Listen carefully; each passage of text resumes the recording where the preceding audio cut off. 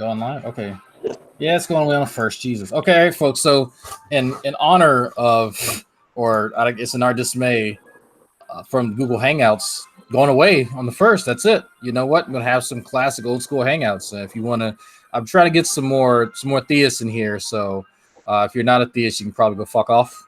But Quentin here has been watching some of us for a while now. He's been dying to talk to Skylar Fiction. So I said, you know what? I'll make it so. So here it is, and soccer counts here too, Anathena.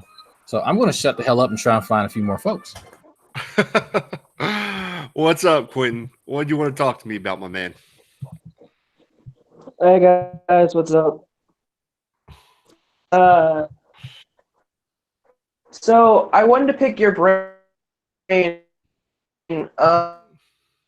because actually Saka and Take Shots and I were actually having this conversation last night, and they brought you up in this. So I kind of wanted to see like what you think. I'm a standpoint between a Christian and thinking that they have to take the Bible literally, and then an atheist moral standpoint. I can't. You're really robot. I Don't don't know believe if it's just for me. in the Bible at all. And, like how it shows that I have. Hold on. You should probably just to turn your camera off. Sometimes latency from that doesn't screws it up. All right, is that better? You're gonna have to repeat what you said because it all garbled. Yeah. Yes, much better. Please. So what I was saying was, last night we were on Jay Pacific's Hangout, and we were talking about kind of like the "Thou shalt not lie" commandment, and how it can be taken a little too literally, or not taken literally at all. And one of the things that I was studying on, because these Saka was just bombing me with knowledge, so I kind of went out and I studied a little bit on myself, and I kind of wanted to pick your brain on if as a society we should take you shouldn't lie all the time as a sign of our own moral code. Like, should we tweak that a little bit, or should we keep it the same and just figure out on our own shit? Yeah, I would say definitely lying is definitely can be a good thing sometimes. And I don't think that would be a good idea for us to have a society where nobody lies. Basically, I think that in times it's very beneficial. Certainly within my moral framework, I don't think that lying is always wrong. It's actually benefited me to lie in the past. I'm not talking about being unethical with lying, but I'm saying in situations where perhaps like the colloquial kind of like way we might say it sometimes, or a traditional way we might say, if your wife asks you if she looks fat today, even though my wife is not fat, but if she was to ask me, I would never, even if she was fat, tell her she looked that way. So yeah, in general, no, I don't think that. I don't think lying is always wrong, and I certainly don't think as a society we should look down on it in all situations. And I agree 100%. And I think that the reason why a lot of Christian people will look down on, like, okay, so let me just put my standpoint. I am a non-Orthodox Christian, if that makes any sense. And I've been the type of person that doesn't just blindly believe in God and follow everything the Bible teaches. And in fact, we were having I was having a conversation with one of my best friends, and we were talking about, like, I think that some of the times Christians mistranslate what a preacher might be saying to you, or like, what the Bible says to, like, what the Bible says in general. Like, I think they look at it like a so this means this literally, so I have to live by it, or else I'm going to hell. And I think that if we could just tweak what people perceive the Bible to mean, I think that there'd be a lot less conflict within Christian groups. Well, I don't think you'll ever stop that divide within Christian groups, because the problem is you have a whole book with so many different literary fashions, in a sense, written through different time periods, and you can interpret that book however you want. Doesn't matter what you get rid of, basically. I'm a big fan of just give up the ghosts, just let it go. Like, there's nothing in the Bible to me that's beneficial that you couldn't get from any kind of secular society. I think at some point, like it's like when I was a deist, where it's just kind of hopeful thinking, wishful thinking. As much as it makes us feel good to think that there's a God up there and He cares, loves us, and He's watching over us. I think it just causes more problems than good in the end. Well, yeah, Well, I think that. the Go ahead. the example that I was bringing up last night was had to do with like moral culpability. Is that if you have some type of divine dictate that basically says, it's absolutely wrong to lie in every type of situation, um, well, you don't have to worry about making any type of moral analysis on that anymore. Just that's that simple. This is the rule. You follow it. And so it doesn't matter what the context of it is. If you come to a situation where you're presented with an opportunity to lie, you just don't lie. You know, uh, hey, are you hiding Jews in your attic? The Nazi officer asks, and you say absolutely, because you don't want to lie. But you're not morally culpable for this now. It doesn't matter if you just sent people to their deaths or not, because you followed the dictates of God and you didn't lie. That was the right thing to do. And so when you have the system of moral dictates that all you have to do is follow, that takes away, like I said, the moral culpability from any action you have. But we realize that people, that it doesn't actually work this way, is that when we're presented with an opportunity to either tell a lie or to not tell a lie, that we analyze it, whether or not that this is a situation where the telling of a lie would actually, decrease, some other type of moral offense that might happen. And in which case, every single proposition, then you're not blindly following dictate, you're actually giving it an analysis of whether or not this is the time that you should or should not lie. And if we were not just following blind dictates that are being before God, but we actually have to put forward some type of moral assessment of something in order for us to come to a conclusion whether a lie would be appropriate in that scenario or not, well, then we don't need the dictates, and any challenge against the atheist system, doesn't really apply. The Christian would have to borrow from the atheist worldview, essentially, where they'd have to move away from the just following a straight dictate and actually have to go through some type of moral analysis of something in order to decide whether or not that this is when they should or should not break an absolute moral law. And in which case you basically betray the entire system, and absolute moral laws just don't make sense. They just, there's no point in following them.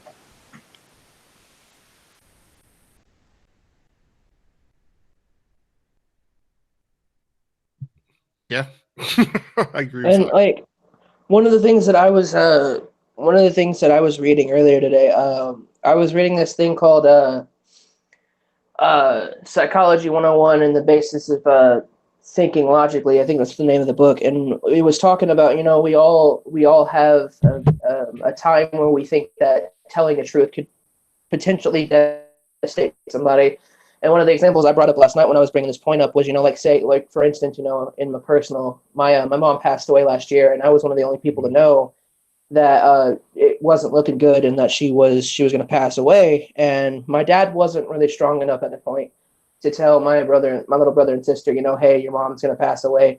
So he said, you know what, why don't you talk to your brother and sister and just come up with something. So I kind of sat back for a while, and I was taking into consideration, if I was 13 years old and I came up to him and someone told me, hey, by the way, your mom's probably going to die, it would kind of take me down a really bad path for a while. So what I did was I kind of took the pros and cons of it, and I told my brother and sister, hey, mom's really sick, but I think she'll pull out. And my little brother is a very smart kid, so it's very hard to fool him. And he came up to me and he goes, what's honestly going on? And I told him, look, man, I don't know if mom's going to get better. I don't know if mom's going to get worse. But what I can tell you is if you have just, keep her in your thoughts, and we'll see what goes on. And I could tell that it hurt my little brother, but it didn't hurt him as bad as if I would have just told him, you know what, mom's going to be okay and she passed away. Or, mom's dying and you need to come to grips with it. Because he told me, he goes, well, he asked me the simple question, well, do you pray for mom? And I kind of told him, well, I don't really believe in prayer, but if that's what's going to help you get through it, then do that.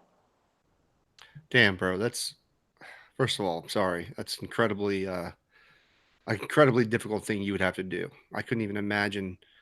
And I understand how a parent, it could be difficult and they wouldn't be able to tell their children what was going on.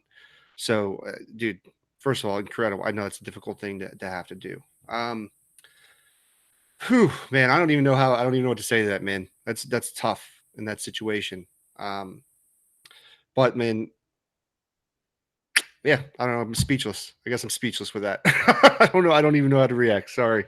But man, No, I'm you're sorry to hear that, brother. I know that's tough to have to, especially to tell your siblings, for you to have to hold that responsibility upon you, to have that tough talk and explain to them what was going on. I couldn't even imagine with my children, or if something like that happened in my family. If my wife was passing, and then I had to explain to my children what was going on, I'd be devastated. I would be a wreck. I'd probably still be a wreck at this point. So Oh, I appreciate it, man. And like when I actually got to meet my mother for the over Facebook the first time after 14 years, she told me that there was a possibility that her cancer could come back, and I kept assuring her, I didn't tell her, that it's not going to come back, but I said, Mom, if you think about it, just put it in a positive light, because she was the type of person that she's just like me. She believed in God, but she didn't harp on it. And I told her, if praying really helps and it leads you into thinking that your life is going to be okay, then by all means pray.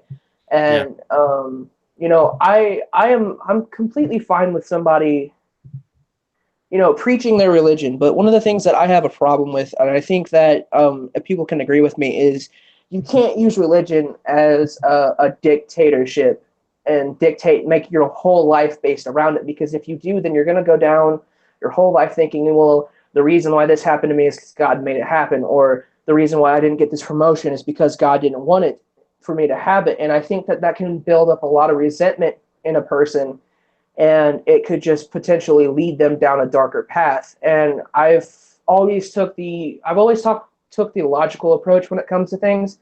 I'm not the smartest person in this hangout, by all means, and I'm not going to say that I was, but one of the things that I learned, and the way I learned to talk to my brother and sister, was I'm the oldest of 7 children.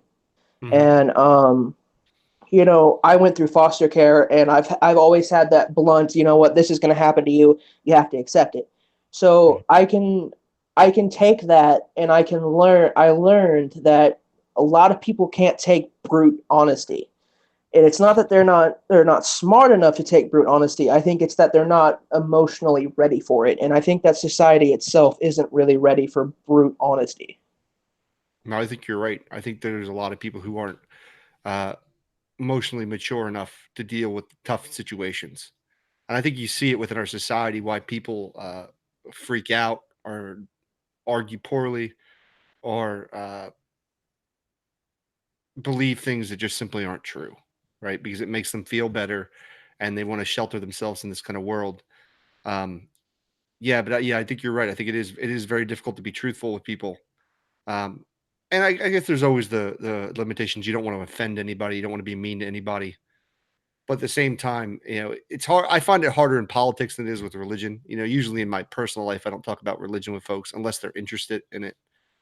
With politics, which I think is the more dangerous thing, where we don't talk to each other anymore about politics unless it's on social media, where we can hide behind usernames and not dress each other and not talk things out. And I think a lot of that's lost with that, and that's why we're probably in the such a divide that we are in this country politically, because of some of those reasons. Well, Well, I and think that we've gone to this position where it's we don't want to offend anybody anymore. Yeah. Again, and unfortunately, that's just not a realistic position to be in. You can't have any type of discussion without risking offense, because people are not going to be holding the same positions as you. Imagine if you had to walk on eggshells, like that. You literally could not broach any topic that could possibly offend anybody. How would you get anything done? But like that's where we are. Like, uh, and we've made certain topics just taboo to talk about as well.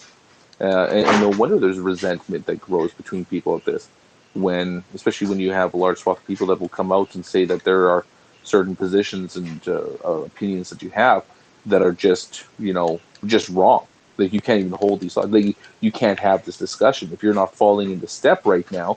That to even question whether or not something is acceptable or not it would be considered offensive, and it's disturbing. It's like It scares me. And I think one of the subjects that I believe are taboo is, and if you look at it as another person's standpoint, one of the things that a lot of people don't want to talk about is mental health. And I think that the reason that is because people don't want to accept that mental depression is, or anything that is mentally wrong with somebody is there, because they're scared that, if someone says, hey, I don't believe mental depression is a real thing, that somebody else is going to come up to them and not scream at them, but they're going to get upset. And a good example of this is I did a live stream on Twitch before I deleted my account, and a bunch of people that I knew from high school joined in on it, and we were just talking about how someone can get over mental depression without taking medicine. And one of the people that were in there, they got offended by the statement that I made that not everyone that has mental depression needs to take medicine. I believe that in my personal standpoint, I shared this. I said that whenever I took antidepressants and mood stabilizers, they didn't really affect me. They kind of made it a little worse for me in the long run. And I told one of my friends who was asking me, should I go back to the doctor and ask for a different type of medicine? And I told him, man, if medicine doesn't work for you, try talking your problems out with people. And it was funny because at first he didn't want to take that advice seriously. But a couple months, actually just last month on the 21st, he came back to me and he's like, hey, man, I did what you told me to, and it actually helped.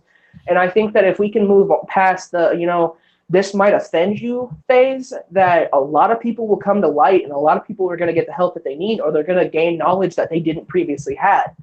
And unfortunately, I feel like nowadays we're raising our younger generations to just completely not have an opinion. And that's going to lead down to society kind of just breaking, because people are going to be too scared to say what they feel and take a stand for something. And when we get to that point, it's going to be too hard to steer back to where we need to be. Our young, I like how he references our younger generation. And I think that's like 19 years old. I know. 21. Okay. Well, I mean, there's I think that the other key thing to remember in this is actually if we need to be honest about the concerns, right? I think that it's always a concern to, we always have to have the conversation in society about free speech and about how to understand these things. But actually, when you look at the actual statistics on it and the polling, the quote unquote younger generation, which is really people of Quentin's generation, no offense, they are the most friendly towards free speech of any, in terms of any generation. And that's actually more true of high schoolers. There's a whole industry around, sort of complaining that the younger generation is too sensitive and too X or too Y. And for a large point, the actual stats don't back that up. And it's a lot of hype. It's, because it's hard for Ben, I'm going to name some names. It's hard for Ben Shapiro to complain about college students being oversensitive when they aren't as oversensitive as he imagines. So I think that this gets kind of overhyped, and it's something that comes out, in internet culture, largely because internet culture likes to focus on the biggest extremists. They don't like to focus on what the vast majority of people are.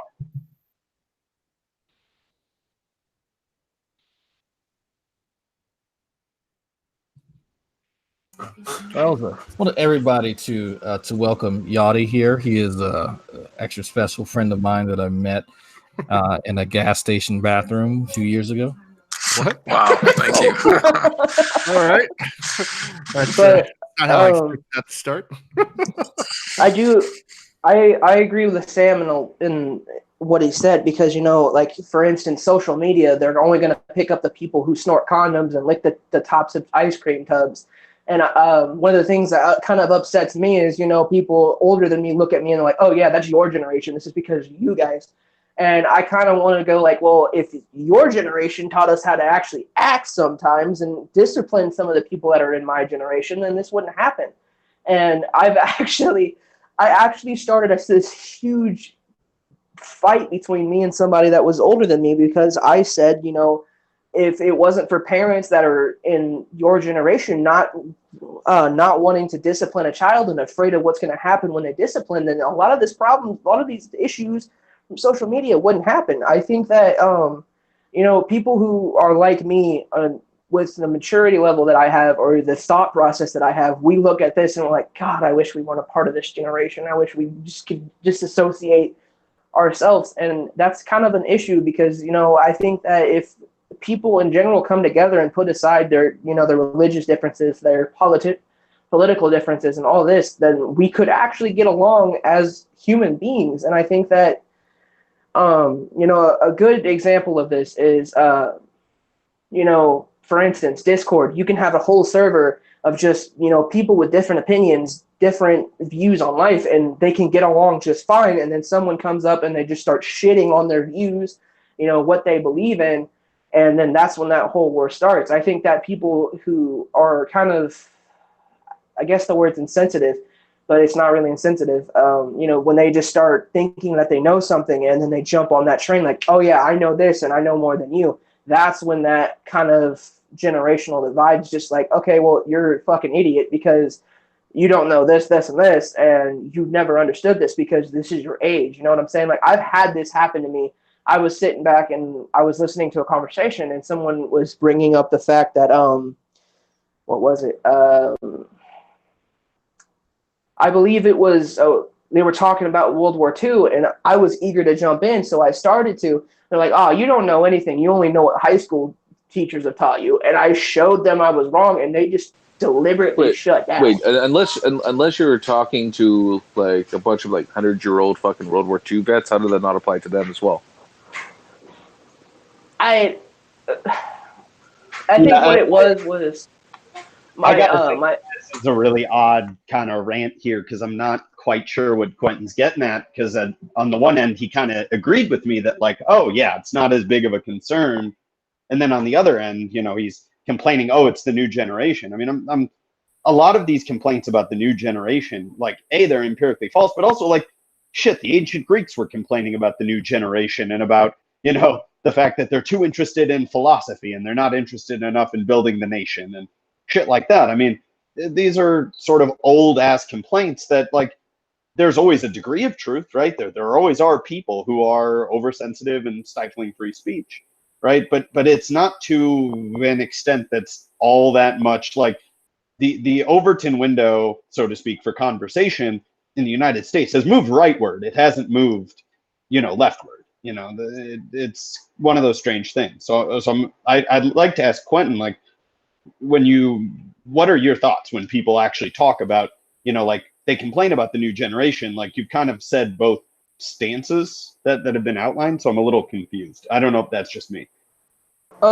Yeah, I can go in. Like, one of the things that I hear a lot about my generation and the generation after me was that we're too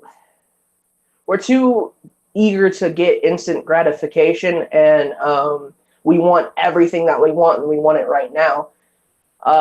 Or that, if someone disagrees with us, our first instinct in the conversation is to tell them that they're stupid because we know everything that we're talking about, and you don't. And if you don't view the same way that we are, we instantly cast you out.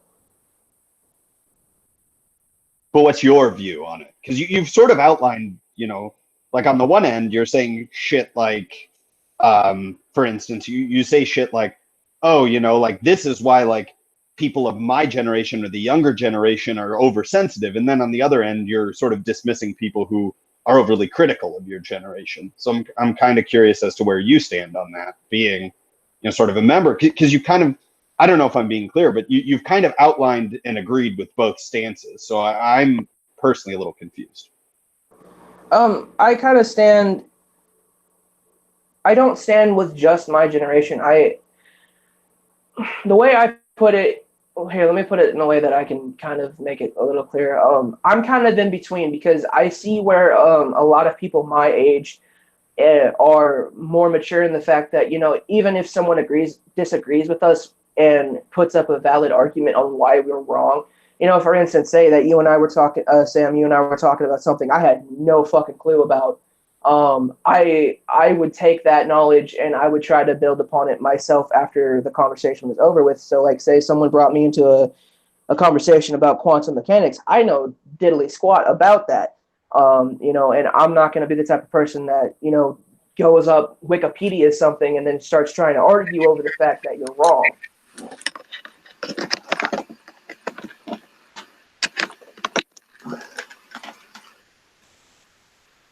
Don't worry, I brought you some reinforcements, Quentin. Oh my god, what the hell is that ugly motherfucker? Well, like I said before, Drag, I'm not the best at, debating on certain stances, but what I can say is that, I agree with Sam in the fact that the conversation is people with different views on the conversation. It's going the right way, but I still feel like there's a bunch of hang up because there are certain people who, if you, like, for instance, G-Man is he's not my generation, but he's one of those type of people where if you say something that is contradictory to what he believes, the first thing he's going to try to do is shut you down. And, I learned from the age of 15 that, okay, just because you have this opinion and just because you know about certain subjects or a lot about one subject doesn't mean you can't be wrong in what you're talking about and that you can't learn from your mistakes that you talk about. Yeah, I'm not sure that that's my stance, but I gotta kind of be honest there. Like my stance is generally like things are changing in a positive direction, but I think the same. Like I think that there's far more in common between the present generation and the next generation and sort of older generations. There's a lot more in common between them than between generations from like the 1890s and now. Right, like I think that the overall window doesn't really change all that much. Like, and it's as old. Like, there's a reason why it's a profitable industry to complain about the young, because like people have been doing it for 3,000 years. My bad. I think I misunderstood you now. No problem. Yeah. So like the first thing you'll know about me is if I get something completely wrong and you point it out, I will apologize and I will kind of listen. But if we do get into a conversation that I don't know about and I ask questions, if it annoys you guys, I apologize. But most of the time when I ask questions, it's because I want to keep pace with you guys.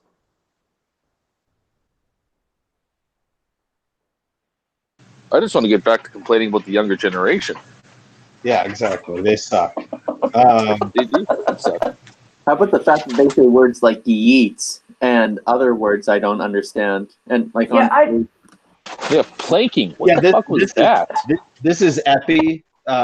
He is 26 going on 47. In demeanor. So I've not been the YOLO. What the fuck was that about? I know, right? So, the reason why people do that kind of shit is because Carpe diem for rednecks. the reason why people like my age, they're like, oh yeah, let's use the word yeet or YOLO or swag. It's because they hear it in a song or they'll watch it in a video and they won't even understand why they're using the word, and then they're just like, oh well, this word sounds cool, so let me use it a whole bunch of times even though I don't know what it means at all. Can I make one observation? People have been doing that for years. Like, I knew people who would sing whole songs and didn't know what the hell, Baby Got Back. Do you understand what that song stands for? Get Low by Lil Jon. Yeah, there's a lot of songs out there that people just don't know what they actually mean. But they sing it all the time, word for word. Old school song that I used to love is Some Cut, and half the people that hear that song today have no idea what some cut actually means, but you can kind of tell from the context. But now that we actually have some folks in here, no, Yachty is I did not meet him in the bathroom. He is actually my old platoon leader from the Army. So those stories about me being a combat medic, he can verify. He can actually verify. So you've seen his dick, even though you didn't meet him in the bathroom. That's not true. He wasn't a combat medic. He's a stolen valor guy. I got his video on YouTube. Wait, are we in the room with the black Jason Blaha? Jason Blaha? The fuck? Oh, him? No. He's a good dude. We used to be at Fort Irwin together. Yeah. So, Oh, Quentin. So Quentin. Oh, actually, Eddie. Oh, your shit. You're hearing your real name now. Okay. I felt kind of bad. I was like, shit, I'm doctor. The guy that I was telling you about earlier, Eddie, is in here. Quentin. He wanted to know about the stuff that I sent you and whatnot and everything and whatnot. And he's trying to get into the YouTube debate scene, discussions, and all that good stuff. Why? Yes. We can talk about it. That's a perfect question. Let's talk about it. In all honesty, I would actually recommend, if you want to learn more about this stuff, it's better to just be a part of an offline Christian community, participate there for a bit, and read up on it rather than having to read up as you respond to arguments. That's a much bigger test of faith than just researching first. I'm telling you this as someone who did it firsthand. It would have been a lot easier for me and my sanity if I was just part of a faith community offline first, got integrated there, as opposed to just constantly coming in for debates and wasting like 5 hours a day. That was not healthy. Well, the reason why, you guys are wondering why I want to get into the debate scene. I've always loved debating something. Like, for instance, whenever I was in 12th grade, we had a debate on if people who are bench warmers in the NFL. Yeah, well, 3, but never mind. Anyway, so that's the relevant distinction. Meanwhile, Sokka's here all grizzled and old because Reagan was president. So, Quentin, you were on the debate team? Were you on the debate team? A little bit, yeah. I didn't really. Every time that we went to the debate, I've missed, I think, 3, but we had really good discussions. And one of them, we actually we did this at school, and we invited anybody who wanted to join. And one of the debates that we had, and it was a whole lot of fun, was whether people who don't actually play first string in the NFL should get paid as much as players that are always active. Like, it basically, what it boiled down to was, should bench warmers get paid millions of dollars just to sit on their ass? And So you were actually on the debate team and just missed a lot of debates and did this one debate. Is that what you're saying? Because I'm not even sure if you're even on the debate team. Just trying to figure that out. No, yeah, I missed a lot of the debates because of medical problems and other stuff. Cool. So. I think I was telling you, Nate, and I don't know if I told Dragnot, but one of the things that I've been working my ass off for is I wanted to go to college to become a lawyer. And what was driving that was when I was 16, one of my best friends got locked up for something that he actually didn't do. And he was in jail for about 2 days. And because of that, 1, he got fired. 2, it was hard for him to get his job back, and he almost lost his house because of it, because of a certain person in his life decided to do something that was pretty egregious. And I don't really want to go into that much, but I've been wanting to become a lawyer ever since, because I've always wanted to fight for someone who gets accused falsely and has to deal with a whole bunch of shit. Well, listen, I'm going to tell you, the majority of lawyers who I know wish they weren't lawyers, and that's kind of the sad thing to say about the profession, but that's just the way it truly is. I would say, before, if this is something that you've always wanted to do and you have a passion for, hey, do what you need to do. But if it's something that could be avoided, realistically, you're talking about making maybe an extra $5,000 a year if you're an attorney. A lot of people think that you make all this money, but you really just make a difference of like $5,000 a year. Over your lifetime, you'll make more money. But generally, you're not really, the lawyers out there aren't blowing up the dollars. And another realistic piece of it is that a lot of people who don't practice when you graduate from law school don't actually practice as lawyers. They have fulfilling careers, but not in the law. So I would say, before you get into anything like that, you should really, figure out what you want to do, have a plan, and understand that what you see on TV is not what happens in real life. It's just really is. Yeah. Yeah, I remember watching. There was this. I can't remember what it was. I think it was the Law and Order Special Victims Unit, which had like that one guy. He was a cop, but he was doing in New York, and he was doing like night school courses to become a lawyer, and then ended up going through. That never happens.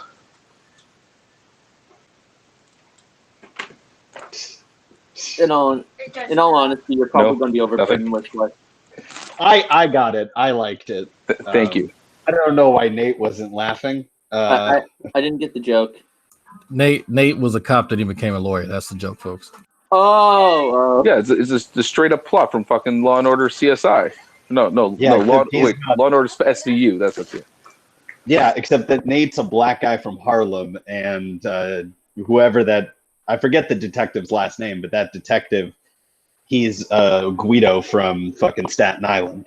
So those are very different types of people. Right, but yeah, you know what? When no, I know.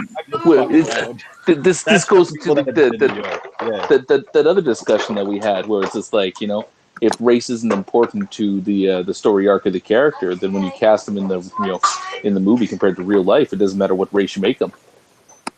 No, but he's got I think there are aspects in that show where clearly they integrate the culture of the character, and where very New York, Staten Island Italian. This is a rabbit trail. Point being, it was a hilarious joke. Thank you. Yeah. We could debate the minutia of how relevant that guy being Italian was to the story, but who the fuck cares? It's a procedural show.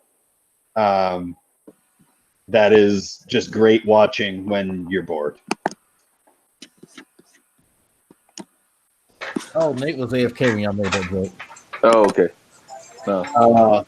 This open hangout is brought to you by this season of Law and Order Special Victim Unit. Check it out on NBC. Well, actually, it's brought to you by Sokka, because he's a really serious content creator, guys. Super serious.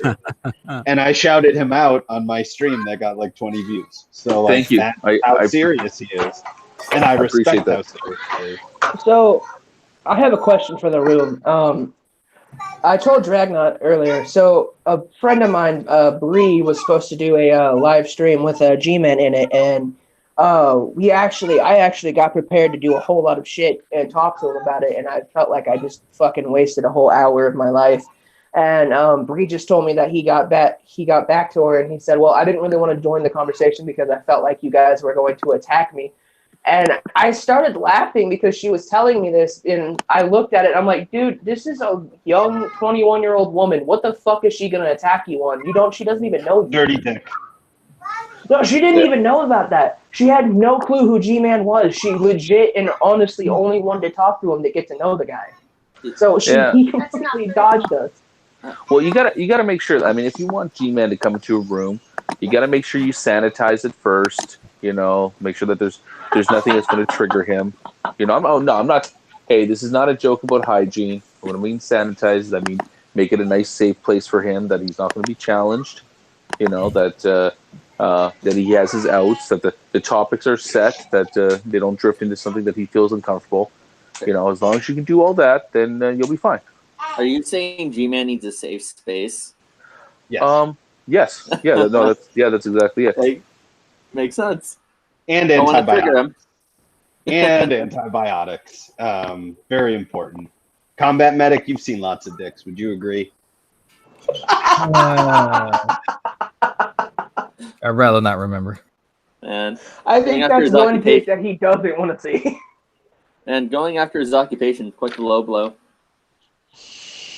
What, combat or barrel stacker? I'm confused. I don't get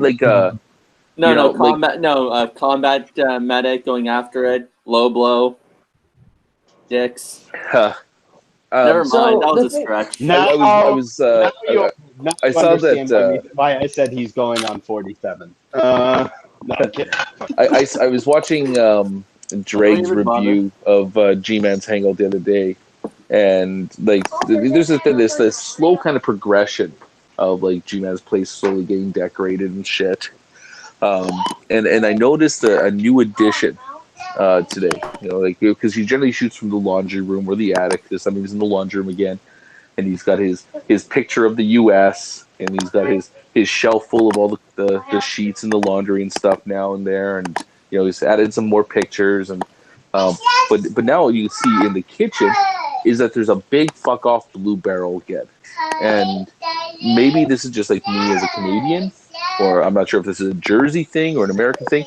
But like, why the fuck? Like, what is with the blue barrels? Like, I don't like. I understand he worked at a place with blue barrels, but why the fuck would somebody have a blue barrel in their fucking kitchen? Like, I don't get this. Like, can somebody explain this to me?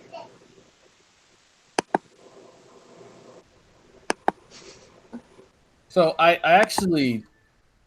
thought you were bullshitting me just now. I'm not gonna lie. So I pulled up the video that I just did, and sure the fuck enough, there's actually I think 2 blue barrels back there. There's actually 2, I think. Let me screen share just a second. Look, they're right there too. I don't know he's what selling his something on the black market or something. Do you think he's like there's something in it he can sell? I don't know. Like there's 2. Like you see it back there now. I didn't even notice that the entire time. I'm usually good at picking up shit, but no, I had no idea. I mean, it looks like it's blocking his fridge. Like if he got to get into the fridge, he's got to move that barrel out of the way to get in there. I mean, this doesn't look like a huge place. Like I just don't understand. Like, do you think that he owned? Like, it wasn't there last week. Like the last time I watched you do a review of his video, I'm pretty sure there wasn't a blue barrel there. So sometime over the last week, he's gotten out and gotten himself a blue barrel. And I said, maybe he Jersey thing. Maybe he likes pickling things, and he just needs a blood barrel because it's a huge quantity of things. So he has blue barrels, but he sleeps in an attic. That's nice. I think that he's keeping the barrels to stock up all the victories that he's had against Drag and all of us in the room. Yeah. Yeah. So I'm sorry, Wilson says apparently there are blue barrels in the attic. Really? But what happened? Okay, so I actually had a full 45-minute conversation with G-Man, and Werewolf was in the room. A couple of the people were in the room, and it started out like actually kind of fucking decent, and then I think what happened was I asked him, what denomination of Christianity he was in. And it just went from, him actually making somewhat of fucking sense to him talking about how Pokemon evolution and bioevolution is the same thing.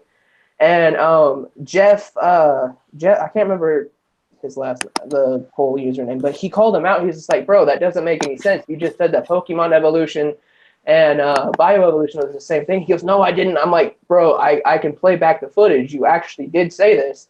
So then he starts off and he asks this question, and I swear to God, I'm never going to forget this. He asked Jeff, what's your denomination of atheism?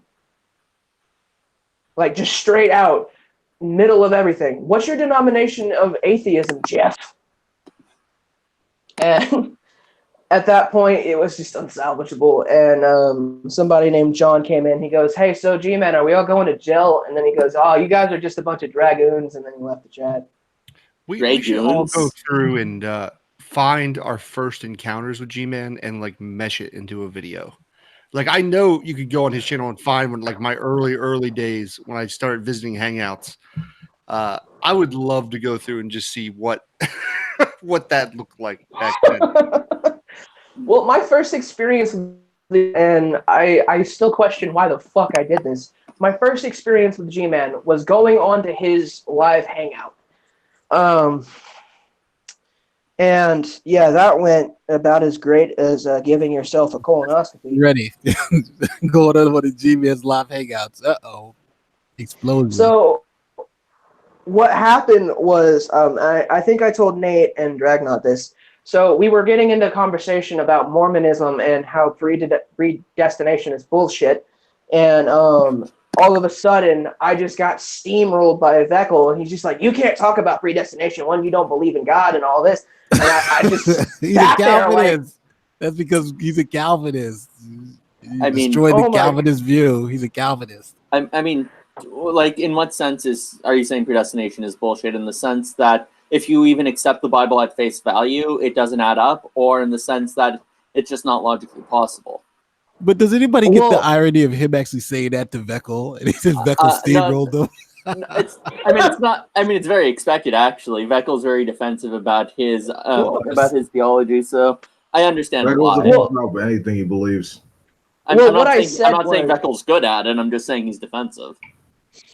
So what ended up happening was G-Man was trying to prove a point that predestination isn't real, and I stepped in and I said, you know what? For once, I actually agree with G-Man. And as soon as I said I agreed with G-Man, G-Man started going apeshit because he finally had somebody that agreed with him on one point, and then Veckel was just like, well, what kind of Christian are you? I said, well, I'm non-conventional. I don't believe everything the Bible tells me is literal, and that I have to live my life by it.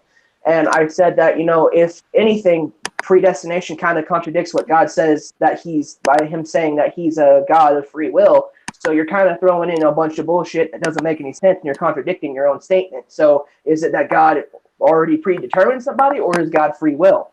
And I was trying to get him to answer that question. He goes, well, your opinion doesn't matter because you're not a true Christian, so you don't get to talk about this. And I'm just like, oh, okay. Well, they said you weren't a true Christian, huh? Oh my God! Exactly. I started laughing because the thing is, when I say I'm unorthodox Christian, I am an unorthodox Christian. So I don't literally have to go through the whole Bible and highlight every fucking thing that God says and have to live my life by everything the Bible tells me. For instance, it's and one of the things I tried to get across to him was like, y'all are judging me because I don't take the Bible as face value. And I quoted something. I'm like, well, doesn't it say in the Bible that Jesus even told the people to, before you cast out the mote on your brother's eye, to take the piece of glass? No, it was to cast out the piece of glass in your brother's eye. Shouldn't you cast out the mote in your own eye? And they got pissed the fuck off. And they just started ranting about random shit. And at that point, I was like, all right, fuck this. I'm out. It's not a piece of glass. It's the log wood. Yeah. You Hey, Eddie, we can hear you clicking. You can hear me. Yeah. My bad.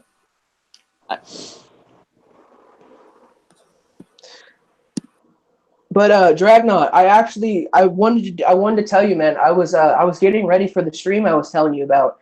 So I purposely downloaded a King James Bible onto my phone just to see if G-Man could quote one verse for me. And I think it was Ezra chapter 1, verse 3. And me and Bree were making jokes about it, and he never showed up, so I had to go through my phone and find the freaking Bible and delete it, and I was pissed off.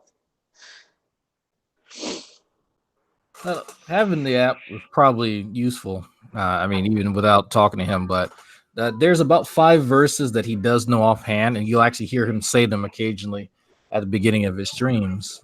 Outside of that, there's only a handful of other verses that he actually knows that he uses to kind of employ against the Black Hebrew Israelites. So his biblical recall isn't as great as Veckel's, but there is something there. And of course, most of it would be on things that he considers essentials, and that's and I think you and I actually we did talk earlier about his kind of view on Revelation and how that plays a big role in it.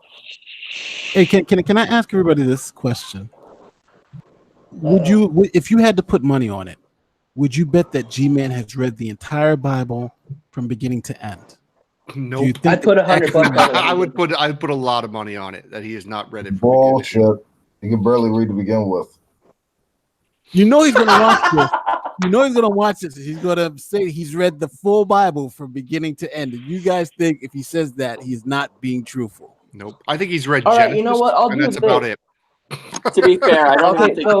To be fair, I don't even Hey, think. Nate. To be fair, I don't even think a lot of people who say they read it cover to cover have actually done so, because a lot of the time you tend to skip over the genealogies or some of the minutia that does appear on there, and understandably so. Usually, you have to go around Hey, back Nate. to it. I'll do you one better, Nate. I will literally, when this stream is over, because I agree with you, he's gonna watch this.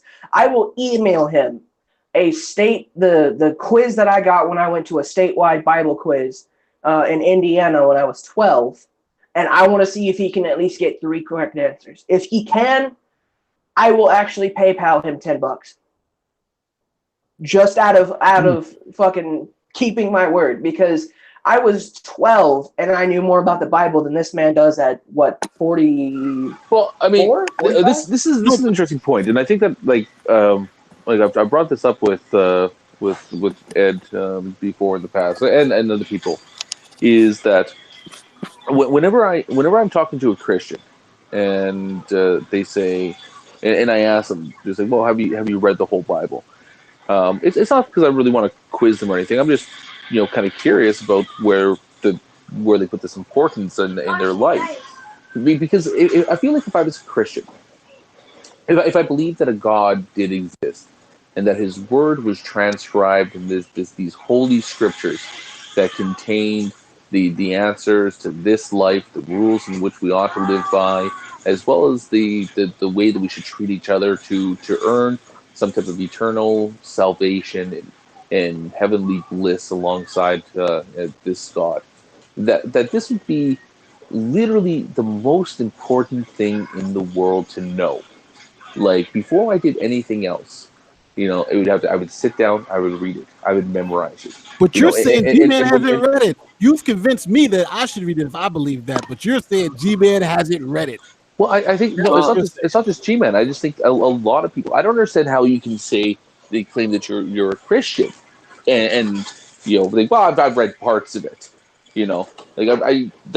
There's no reason now that I mean, we're not talking about like pre-Reformation where you're literacy rates were pretty low and you were only kind of exposed to whatever the sermon of the day was. It's like this actual position where there's nothing that's stopping you from taking in everything in this book and memorizing it and learning it. I mean, there's people out there that fucking can narrate an entire fucking season of fucking Family Guy or Simpsons to you and don't know fuck all about the Bible. Well, I mean, there is something to take into consideration here. There's a difference and a distinction between reading a book and understanding a book. And one of the things that did come out of the Reformation, unfortunately, which actually did kind of ignite that fervor where everyone did want to do, as you suggested, Sokka, is that out of the consequence of everyone just reading it, fairly few people had the understanding of it, and it just led the Protestant Reformation to schism among schism among schism. Even the reformers themselves, Luther and Calvin and Zwingli, came at a point where they were just calling one another heretics and saying they didn't really understand it. When Zwingli, who was one of the reformers, died, Luther, because they came to such disagreements, heard about it. He was actually laughing at him. Like, that is how real it got. And I think that one of the reasons why it's actually a fairly good thing, in my opinion, not to be so gung-ho at just reading it for yourself and then saying, I could come to the proper understanding, is that you do need a lot of guidance from the traditional background in which it came, which is why the church and her tradition exists alongside of it. So that would show me in the Bible. Show me in the Bible where it says that you have to follow tradition. And I even say that you have to find Christians that would disagree with you right now. Or even think I'm one of them. I disagree with that 100%. Well, okay. Well, even St. Paul says, hold fast to what we have written to you and keep fast to the traditions that we have given you, either by word or by letter. The word is the oral tradition that's handed out, and it's really hard to make sense of that without the church. In fact, there are a lot of absurdities that arise when you take that position. For example, there is actually nothing in Scripture that says what counts or what is constituted as Scripture. There's no infallible list of infallible books. Like, the reason the books that exist in the Bible are considered Scripture is because there is a tradition that said these books here, these letters, these poems are scriptural, and anything that isn't that is not scriptural, which is why Protestants actually kicked out 7 of the texts which were in the Catholic scripture and which were accepted in the earliest councils. The second thing is Scripture doesn't tell you how to draw out or make conclusions after what you've written. Or, like, for example, it doesn't tell you which scriptures are themselves supposed to be taken as allegorical and which ones are supposed to be taken as more literal. That's something you have to infer usually from the traditional exegesis that the fathers and the various traditions have passed on to you, at least until you build kind of an accumulative case out of it. Yeah, but I think that that I don't believe that Christians necessarily have to follow everything that the Bible says, though, because G-Man's whole question. Thank you. One of the G-Man's huge points is if you're a true Christian, you don't eat pork, you don't eat so and so, and you don't do this. But I asked him, well, where in the New Testament does it straight say that Christians, that followers of Jesus, cannot eat pork? And all he would do was just quote the Old Testament. And I kept asking him, I'm like, show me where in the New Testament it does say Christians can't eat pork. Wait, G-Man? Really? Wait, is this like a recent position G-Man took up? Because I don't remember him saying that. This was when I was in the Hangout with him. Yeah, there's some weird things. Apparently, somebody was telling me the other day that G-Man also believes that God lives on a different planet somewhere. Is he a Mormon? Oh yeah, no, he does believe that. He also believes the only true understanding is that his understanding, because the Holy Spirit reads to him the text of the Bible and explains to him exactly what it means. I'm not making this up. Yeah, I mean, at this point, he's become his own pope, which is weird because that's actually what a lot of people who say they can interpret the Bible for themselves end up being.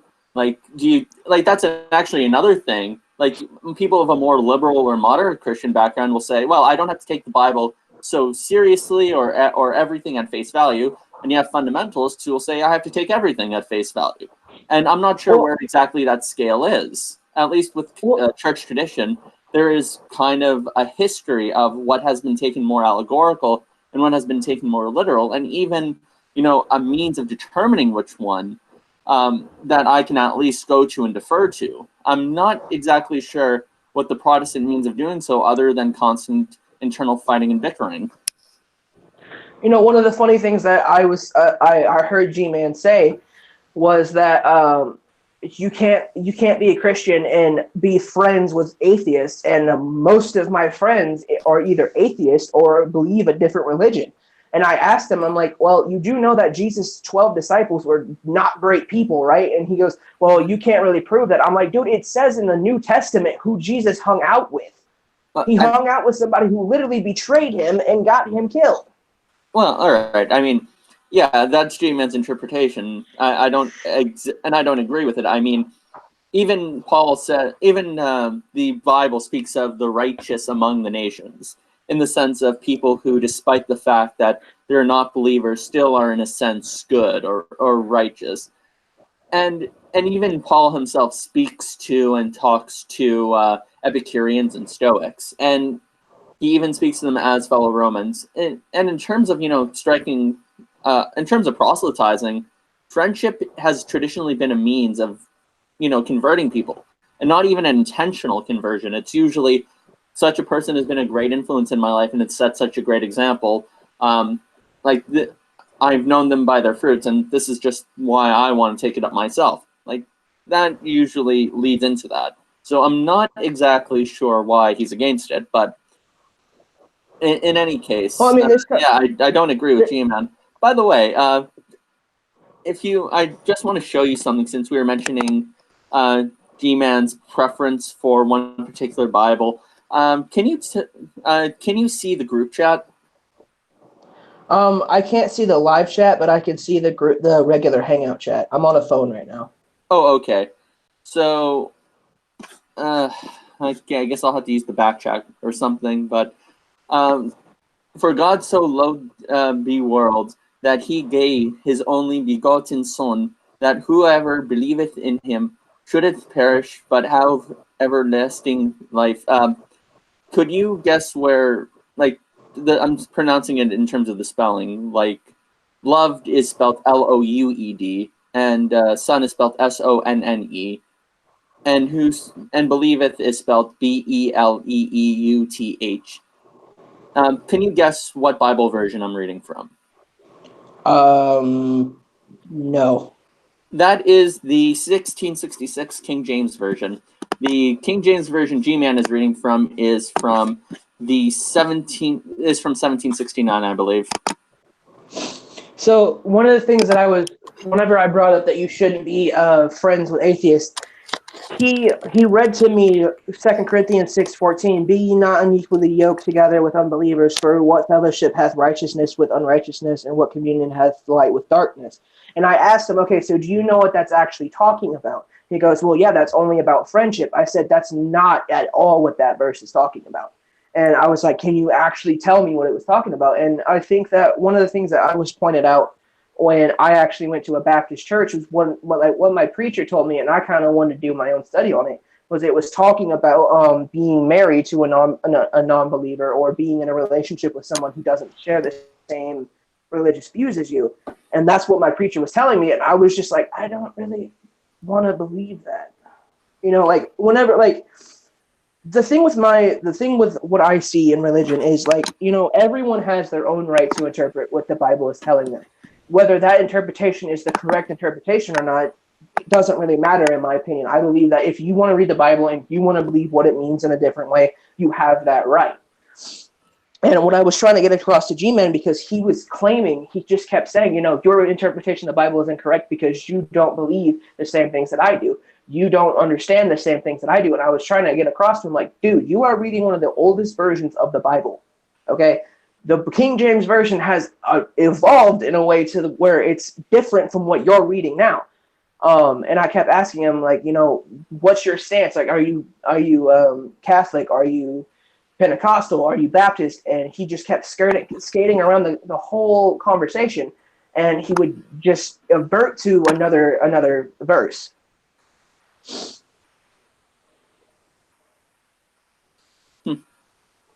And like that's the problem I had. I was just like, dude, I understand you're trying to get a point across to me that you believe that you understand the Bible, but why are you telling me that I can't understand the version that I'm reading? I mean, like, you could bicker about whatever is the proper understanding. Like, and at the end of the day, I would say that unless you have a proper authority and a good background of tradition, how it was typically understood in the Christian community and context, you're just going to come to disagreements about yourself, and the text amounts to nothing. I think it actually has to just be taking one as a piece of one among many authoritative texts. Well, not texts, but one of many authoritative means of driving doctrine, alongside tradition and ecclesial authority. So the question I have for you is, do you believe that for a Christian to understand the Bible, they have to have a preacher present to explain it to them? No. What I said was they have to have access to the background tradition and formation of the scripture, and also guidance from the church herself in terms of what particular scripture means. It has to be all three. You know what? Maybe a good analogy is in store. Do you know how the Supreme Court decides on rulings whenever a case is brought up to them? I can't remember now.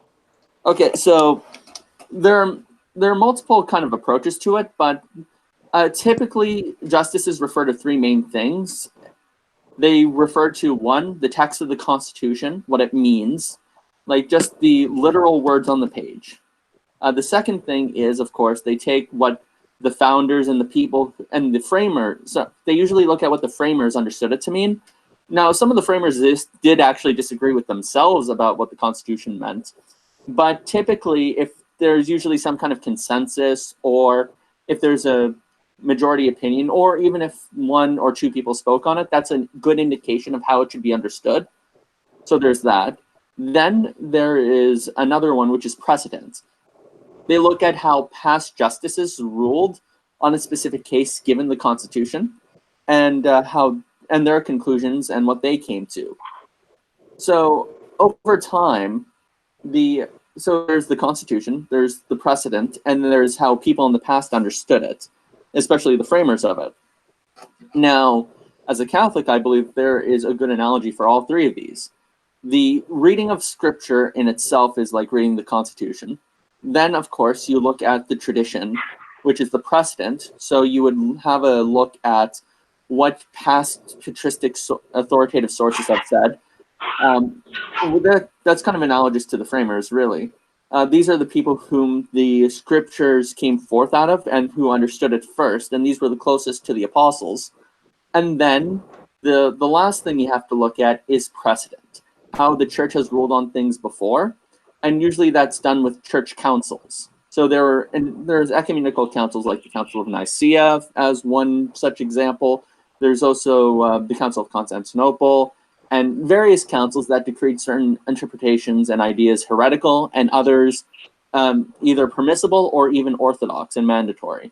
So you have to take all three of these things, and as the church progresses, it makes more and more infallible rulings and sets more and more precedents which do not contradict past precedent or teaching.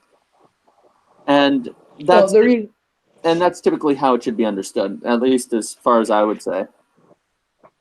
Well, I didn't say that you said that a preacher has to be there. I only asked you that because there's been a couple of people who I've talked with that literally told me that I can't understand the Bible unless I'm talking to a preacher. So that's the only reason why I asked you that.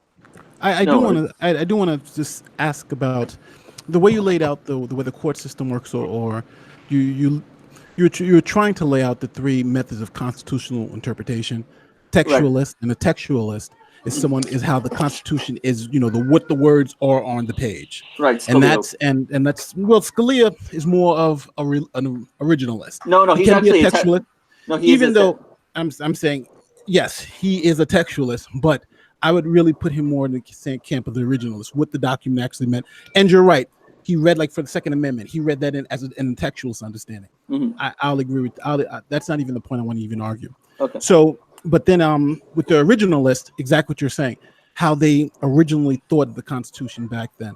But then you have also the progressive approach, and that's the document has to change, and that's always the tension between the left and the right. The leftists always think the document can change, it evolves with the people, versus these textualists and these originalists, which are usually more conservative justices. But that has nothing to do with precedent. It's how they are trying to interpret the document themselves. And precedent, it can inform you of how those other courts ruled, but they can't overturn precedent. They do it all the time. They'll say, well, that court just got it wrong, or that ruling doesn't work for today's time. And I don't think the church has a self-correcting mechanism like that, where you do have new people interpreting and saying, all this stuff in the Bible before is wrong. I don't think the church can do that, but I think courts do that all the time. And I think that's, if we're talking about the difference within the system, one system is kind of a self-correcting system that says, okay, nothing is permanent, while another system is saying, no, these documents are permanent, these words are permanent, and nothing can be changed. Right. So I have a friend, Ed Brayton. He's someone who actually looks into constitutional law far more than I do, and the way he actually kind of lays out an approach which balances all three of these. And that's kind of my understanding of it, because even textualists and originalists, there's a kind of a degree to which they don't think they'll even transcend. So, for example, Scalia himself said, for cruel and unusual punishment, he thinks that if you were to take a textualist approach to it, or an originalist approach to it, you could not argue that whipping somebody in public is a cruel and unusual punishment. But at the time when that was written, everyone agreed, yeah, that's just a normal, public whipping was a normal standard form of punishment. It was neither cruel nor unusual. Scalia said, look, as a faint-hearted originalist, I would probably be someone who would more side with precedent than my originalism. There's even a point where it stops.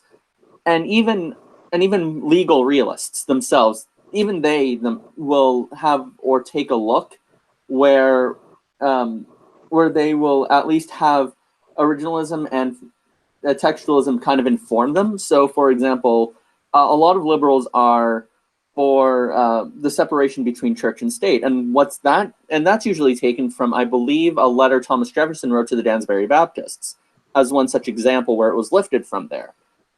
So I think the distinction between originalism and textualism on the one hand and realism on the other is more of a spectrum, at least as I see it. And to be fair, there is a lot of dispute that I'm just sweeping under the rug, Nate, and I apologize for that.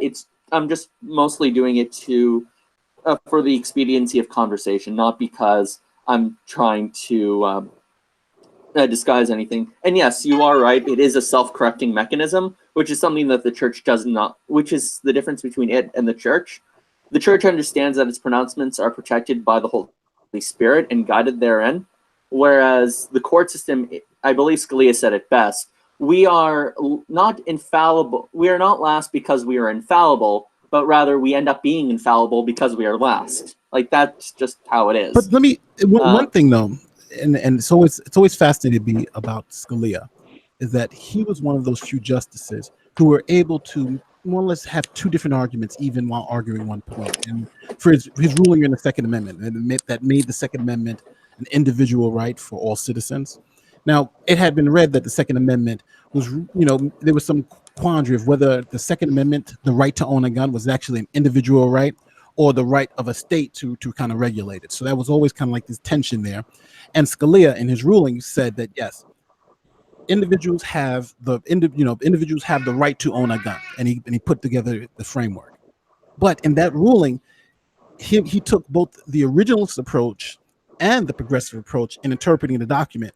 The originalist approach, he said first, it was when he's reading through it, originalists would say, okay, well, what type of guns and ammunition did they have back then when this came into being? So you would then have to kind of limit it to kind of weapons of that type thing, not nuclear weapons, for instance. You know what I'm saying? Everybody was fighting with kind of the same armory at that particular time, and the document was written for that in that particular way. So an originalist, it would be insanity to either extend it to forever or to so he understood that part of his understanding had to evolve, that we're talking about certain weapons, and Congress can pass laws to military assault weapons. They can ban those type of weapons. So that understanding, so he didn't take an originalist approach. The document evolved. But for the individual right, now it became an originalist approach. People have that individual right. That is how that's how they understood it back then, and just read through the document and let's forget about the comma. That was Scalia's approach. And in that one, and that's one reason why I think he was a brilliant writer, is because he was able to do that, pull the wool over your eyes, but now it's settled law. The individual right is more settled law, but that's one thing I did like about Scalia. He was able to kind of talk out of both sides of his mouth and do it in a way that you could argue it, but you couldn't reason your way out of. I think that's very indicative of the fact that he's a human being in the sense we all are, because we all find ourselves in that instance where we without even realizing it, we're talking out of both sides of our mouth, or we're trying to really finesse 2 points which seem very at odds with one another. And I think we've all been in that position. But Scalia as a writer, and even as someone on the court, was funny. Like, did you see his opening remark in King versus Maryland? Or are you familiar with the case? Or, no, I'm not familiar with King versus Maryland. I think, well, for me, his best work is VMI, his dissent in VMI. Where Ginsburg was the lead attorney, and his dissent for the Virginia Military Institute. If you ever had a chance, read his dissent, because even the liberals say his dissent was a beautiful dissent. Even the liberals. I will, but so in King versus Maryland, they were. The case came before the court about whether or not you needed a warrant to swab somebody's cheek, because that was considered very invasive. And Scalia actually dissented from the conservative judges and sided with the liberals in that one. And he ended up losing, but what was really hilarious was the opening line, because the prosecutor, she actually came up and said, well, look, since we've instituted this program where we have found DNA swabs, we have put so many people in prison. And Scalia said, that proves absolutely nothing. I'm pretty sure if you broke the law and looked at people's property without their permission, you'd get a lot more arrests too. That shows absolutely nothing. And the court just applauded in laughter. He had a really good delivery. That case, the cheek swab case, I got to check it out. I've read a lot of those crim pro cases, but I missed that one. And it sounds so familiar, though. It sounds very familiar. I'll get you a recording of it, because you could not do it justice on the transcript. No. If you go to Ozzy, if you go to there's a Oze or whatever, they have all of their recordings and everything I know how to get it. You said King versus Maryland, right? King versus Maryland. Yeah. I'll check it out. I have to say, it's really nice that we can take a break from the theology talk and get to discussing American court precedent. I mean, the Supreme Court. But we really never had a lawyer in our little community. Well, I won't say that. I think we had Mr. P at one, but that was. But he was European, not American. Yeah. Well, then DPR. I wonder how American lawyers and European lawyers differ in terms of their approach and argumentation.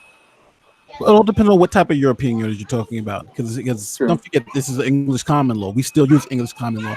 A lot of people don't realize that a lot of the law from England before, I forgot when it was, like the 18-something, is actually American law. And some states have codified it in their statutes that all common law is codified in U.S. law in their state. I think Florida was one of those states to do it. Interesting. I know in Quebec up here in Canada, they don't use English common law. They use more of a Napoleonic law. Just like the French that would make sense. It's the French system, yeah. Because I know here, Louisiana, for instance, uses a kind of a hybrid, which is kind of, it's very confusing. But they use like a hybrid system. That's crazy. Wow. In order to become a lawyer in Louisiana, you have to actually, I think, pass the bar and as well as some type of test for French, some type of French codes or something. I forget what it's called. The friend of mine was trying to do it, and she had mentioned it to me, and I'm struggling to remember what it's actually called. The Napoleonic Code? No. Yes. It could be, yeah. It's probably yeah. I wouldn't be surprised. But sometimes they'll refer to it as the civil code. Mm-hmm. And the judge in the civil code is far more they're far less impartial. He's not restrained by precedent either. No, he is not. In fact, the judge could argue against your defense attorney. Yeah. And when he writes up why he decided to prosecute and put your client behind bars, he always seems to think very highly of his argumentation. Sorry. You know what? I shouldn't really shit talk the French system. I don't know too much about it, but well, you know what? It's funny, but most people when I first started law school, the first case I actually read was a case from England on murder. It was called the Dudley case, and it was a case, and it's still taught in first year, criminal law classes all over the country. And it's actually a case about cannibalism, where there was a shipwreck in the middle of the ocean, and this like the cabin boy and 3 other of his shipmates got onto the lifeboat, and they were out there for like months. So they were dying, and to survive, they killed the cabin boy and ate him and drunk his blood, the whole 9. And then happenstance, the next day, a ship came by where they happened to be at and saved them. So when they got off, it was kind of like, well, what do you do with these guys? They were saying that it was either, him or me, it was either that guy or us. We had families. We had to stay alive. We had to kill him. We had no choice. Somebody had to go, and we rather him than us. So they were actually tried and were found guilty of a homicide, saying that if you have to make that choice, if it's a choice where it's just me versus you, in that type of situation where it's not nobody's trying to kill each other, you don't have the right to take someone else's life. That's what that case stood for. And it's the pinnacle of criminal law. And it's still taught in classes today. It was from the 1800s. But I've always found that in law, the craziest stories that you can think about, put whatever facts you want to put. And a lawyer in front of these law schools, they'll tell you a case that's true, that's even crazier than what you came up with.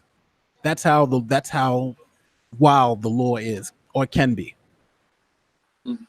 Wow. I believe there are a lot of English common law cases that are still used as precedent within the modern American court system, including Dudley and Stevens. Like, these are cases that you could bring up if you so wanted to. Oh yeah. But now, as you just quote the damn statute, because now it was when it was common law even for criminal codes, but now criminal codes are all statutes, so you point to the statutes. But you may maybe if you're trying to, I don't know, I think the statute is, and there's so much precedent. It's good to teach law students in law school, but I think when you go out to practice, if you're citing Dudley, you gotta think about what type of lawyer you got. Like, whatever you say in this case from the 1800s, just cite the damn statute and maybe some precedent that goes with the statute. Something a little more recent too, I don't know. Maybe like spelling out the statute in its background might have an interesting effect on the jury.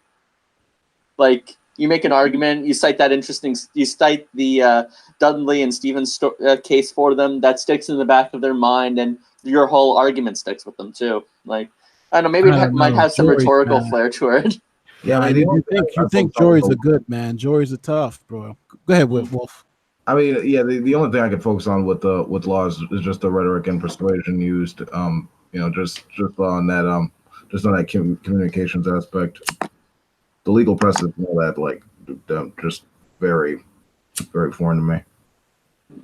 Mm-hmm. And I have to say, I'm actually, when I was doing the the LSATs, I could not. One of the things that really struck me is like how it didn't feel like it was connected to law. Like, of course, the logic games has the same kind of structure you see when you're creating contracts or when you have to reason in a courtroom, and of course when you're reading the literacy part, that has a lot, and when you're reading documents and trying to apply it. But I've actually been told that the LSATs don't actually measure your success as a lawyer. I'm not sure how true that is. Well, as a lawyer, possibly yes, I'll say, but as a law student, the correlation is something that to behold. It's really close. It's funny because I just recently even graphed out some of my school stats, and you can see such it's literally the curve is almost identical. You have your outliers, but generally, your LSAT score and your undergraduate GPA is like a really good indicator of how you're going to be and do in law school. And you can even see that in bar passage rates. If you go to Yale, who only take like the top 0.2% of LSAT scores, you have to score in the 98th percentile, and you have still like a 50% chance to get into Yale. They take the best of the best. 3.8 GPAs is in their 25th percentile. That's the lowest of the low for them. It's 3.8 GPA. Wow. So they're taking the best of the best, and they get a 99.8% pass rate for the bar in the first time. But that's what happens when you can take the best of the best test takers. And that's the LSAT. When you trend it out for all law schools and everybody who takes the bar, you can see a correlation between bar passage rate, LSAT score, and UGPA. It is one of the best indicators. And one of the problems that we're having now is that it's one of the best indicators of performance of law school, but the test is skewed in such a way where performance by race has now become an issue, where the average LSAT score is about a 150. So the lowest is a 120, the highest is a 180, and mid score is a 150. Now, generally, the population scores between a 150 and a 152. Mm-hmm. But when you break the population down by race, a 150 will get you into law school. But the average score for an African American is a 142. And the average score for a Hispanic American is a 138. And the average score if you're white is a 153. So you now have the phenomenon with a African American with a score of a 150 or above is now in the top 10 percentile of African Americans with a score of a 150.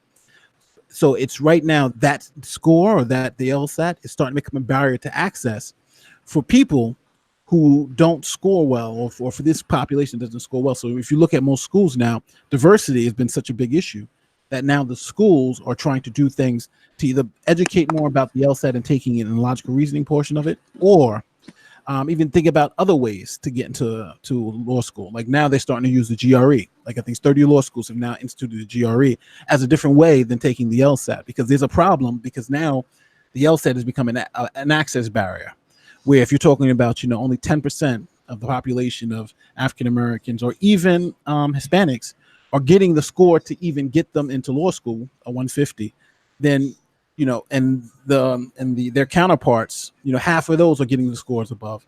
It's just a little problem. Out of curiosity, can you take the LSAT in another language if need be? Like, let's say you are Spanish. Like, maybe it would be easier for them to take a Spanish version of the test. Have they ever... But you're learning English law. That is true. Yeah, I guess. But I think they may give it to people in Spanish, but I don't know. It all depends on maybe where you want to go. 1 second. I know in England and a lot of other countries you don't need to take the LSAT. I actually was considering doing law in Great Britain. Wasn't, but it was much more expensive, especially with the transaction right. I just decided to go into teaching instead.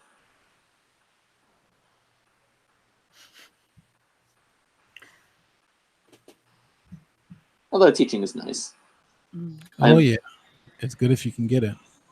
Can I just throw a little science curve here for a No, second? Because I'm all science and what's no up, law. man? What's up? Hey Nate, how you doing, man? I'm all right. I haven't Hi, seen you in a Miss- long time. I Miss know. Hey, how you guys doing? So I find it particularly funny. Undergraduate GPA has absolutely very little relevance on how well somebody can do science, at least in my personal experience. Having a terrible undergraduate GPA, I mean, I just, it's not great. But, you know, I did have to drop out of school a couple times due to life circumstances, but my graduate GPA is almost perfect.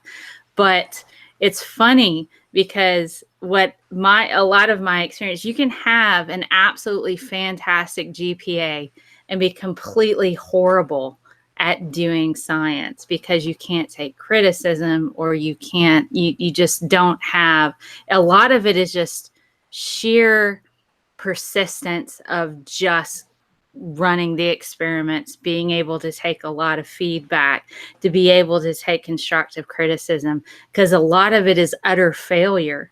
You just fail all the time. And then you take what you did wrong and then you try to go, okay, why did my results suck?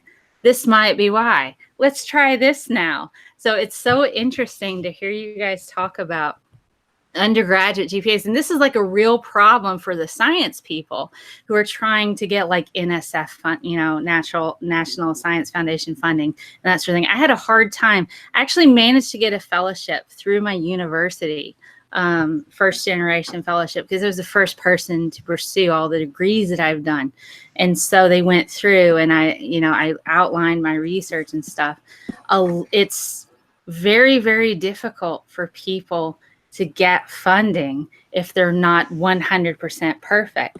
But then you have people who get funding and leave their programs because they can't do the research.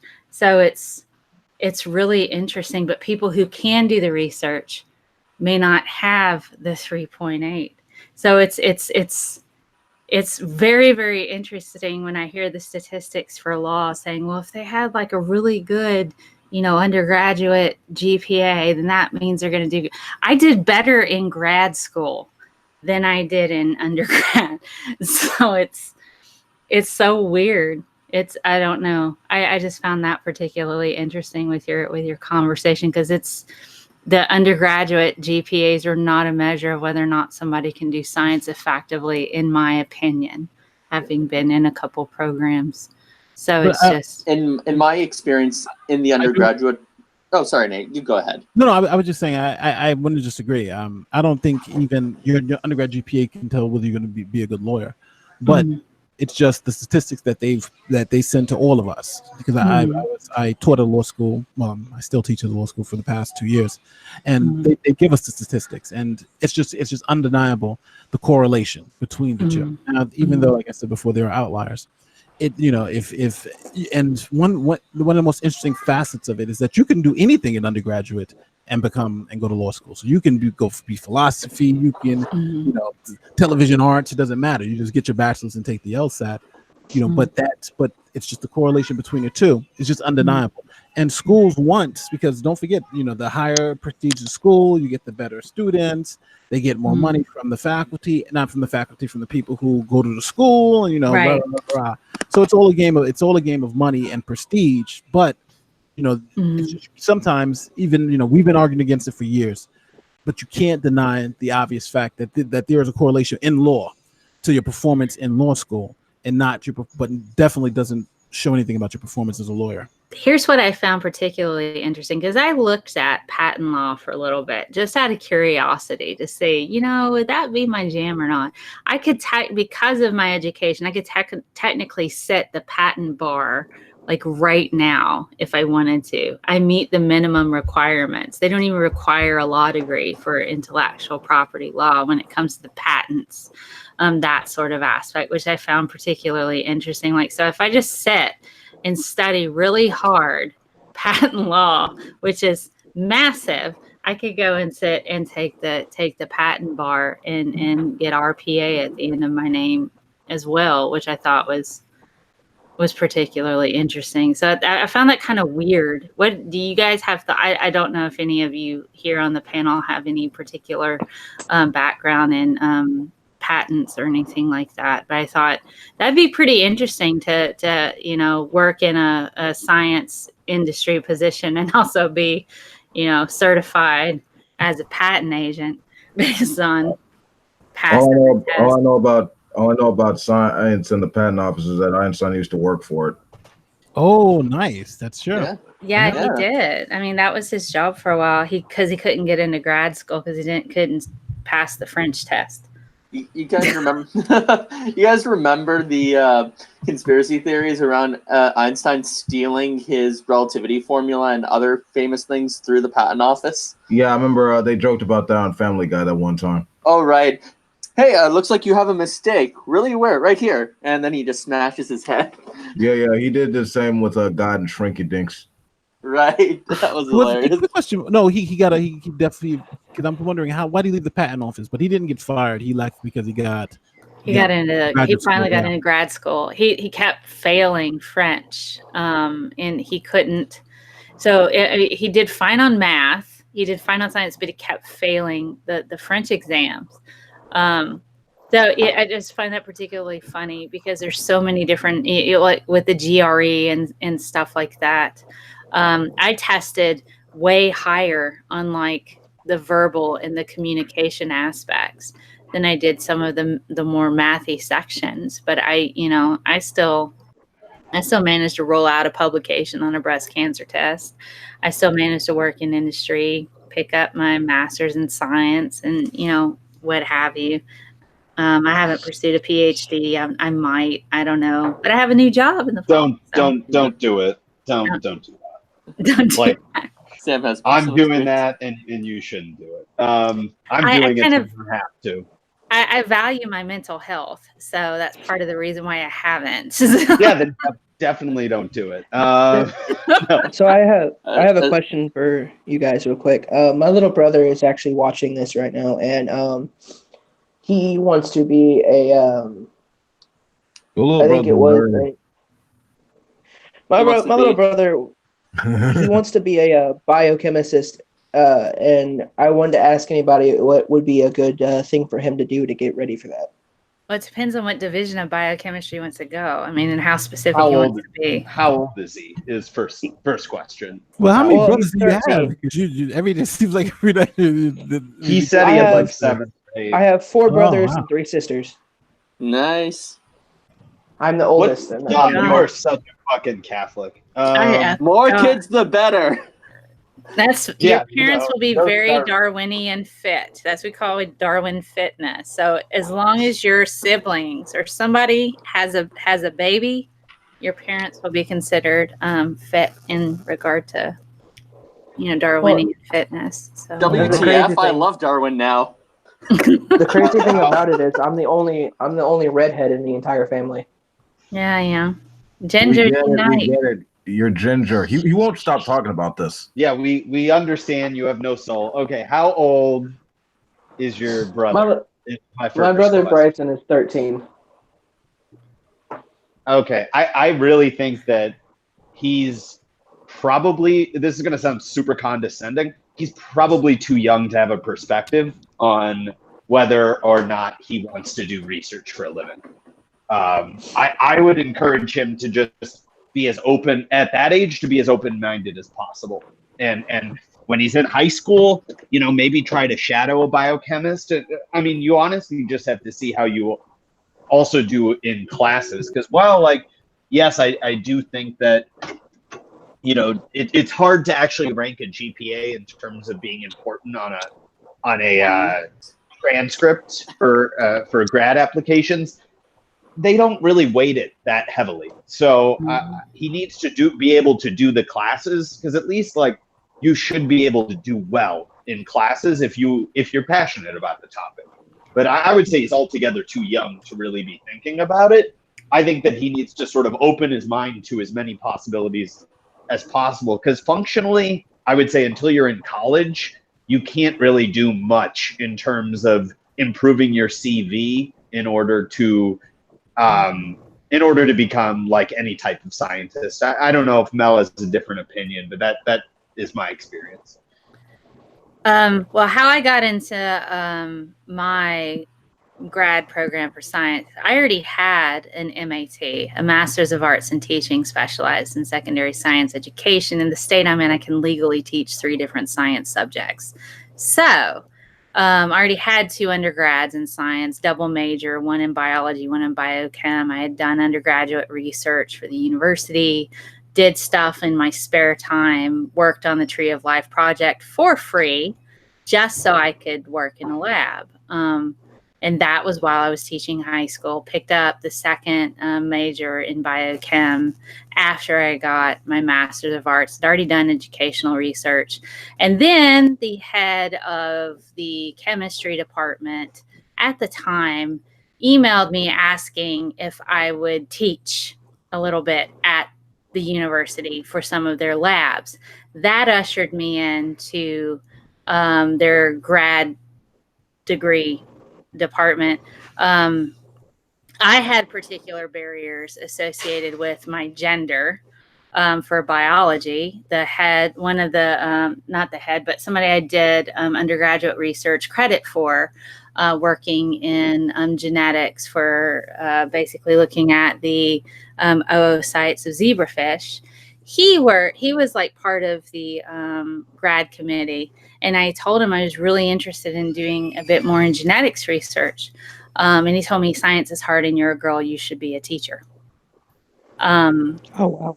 Yes, this was 2009. This wasn't like a weird Mad Men episode. This was just 10 years ago. And he would only write me letters of recommendation if I promised to be a teacher. So I had absolutely no other options except to be a teacher, which I very easily got into the Master's of Arts grad school through his recommendation and others. I'm not bad at teaching. Actually, I'm pretty good at it. And and it's not a problem for me. But after going through all of those routes, I ended up getting a Master's of Science in Chemistry, which is a lot harder to do than in biology, in my opinion, because it's heavier and it's an analytical chemistry. So it's all about instrumentation. And I managed to get a publication.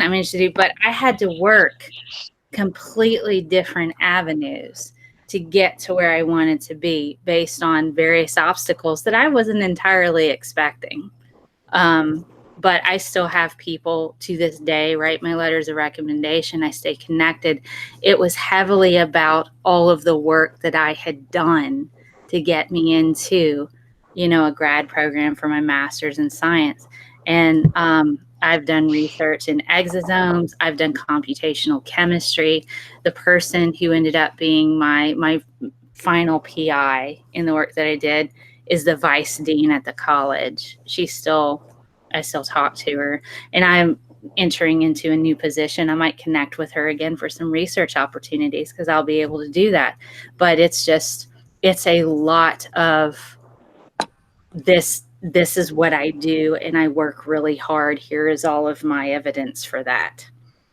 I have made myself ridiculously overqualified for about most of the industry positions that I think I could apply for because of my background, because of the 2 master's degrees. But at the same time, if the America went up in flames, I could go to another country and very easily teach science. So I will always have a job somewhere because of that, but it's still it's just, man. And even as a teacher, you could basically bank off getting a job there in any place in the world. Yes, I mean, it's different for a lot of different countries. But if I wanted to teach in London, they're not taking like biology teachers. They only want what they consider pure science, physics and chemistry. And I have not only an undergrad in chemistry, I also have a master's. And so I could very easily hop the pond, go over to London. They would pay for me to just show up and sit there and start teaching in one of their schools.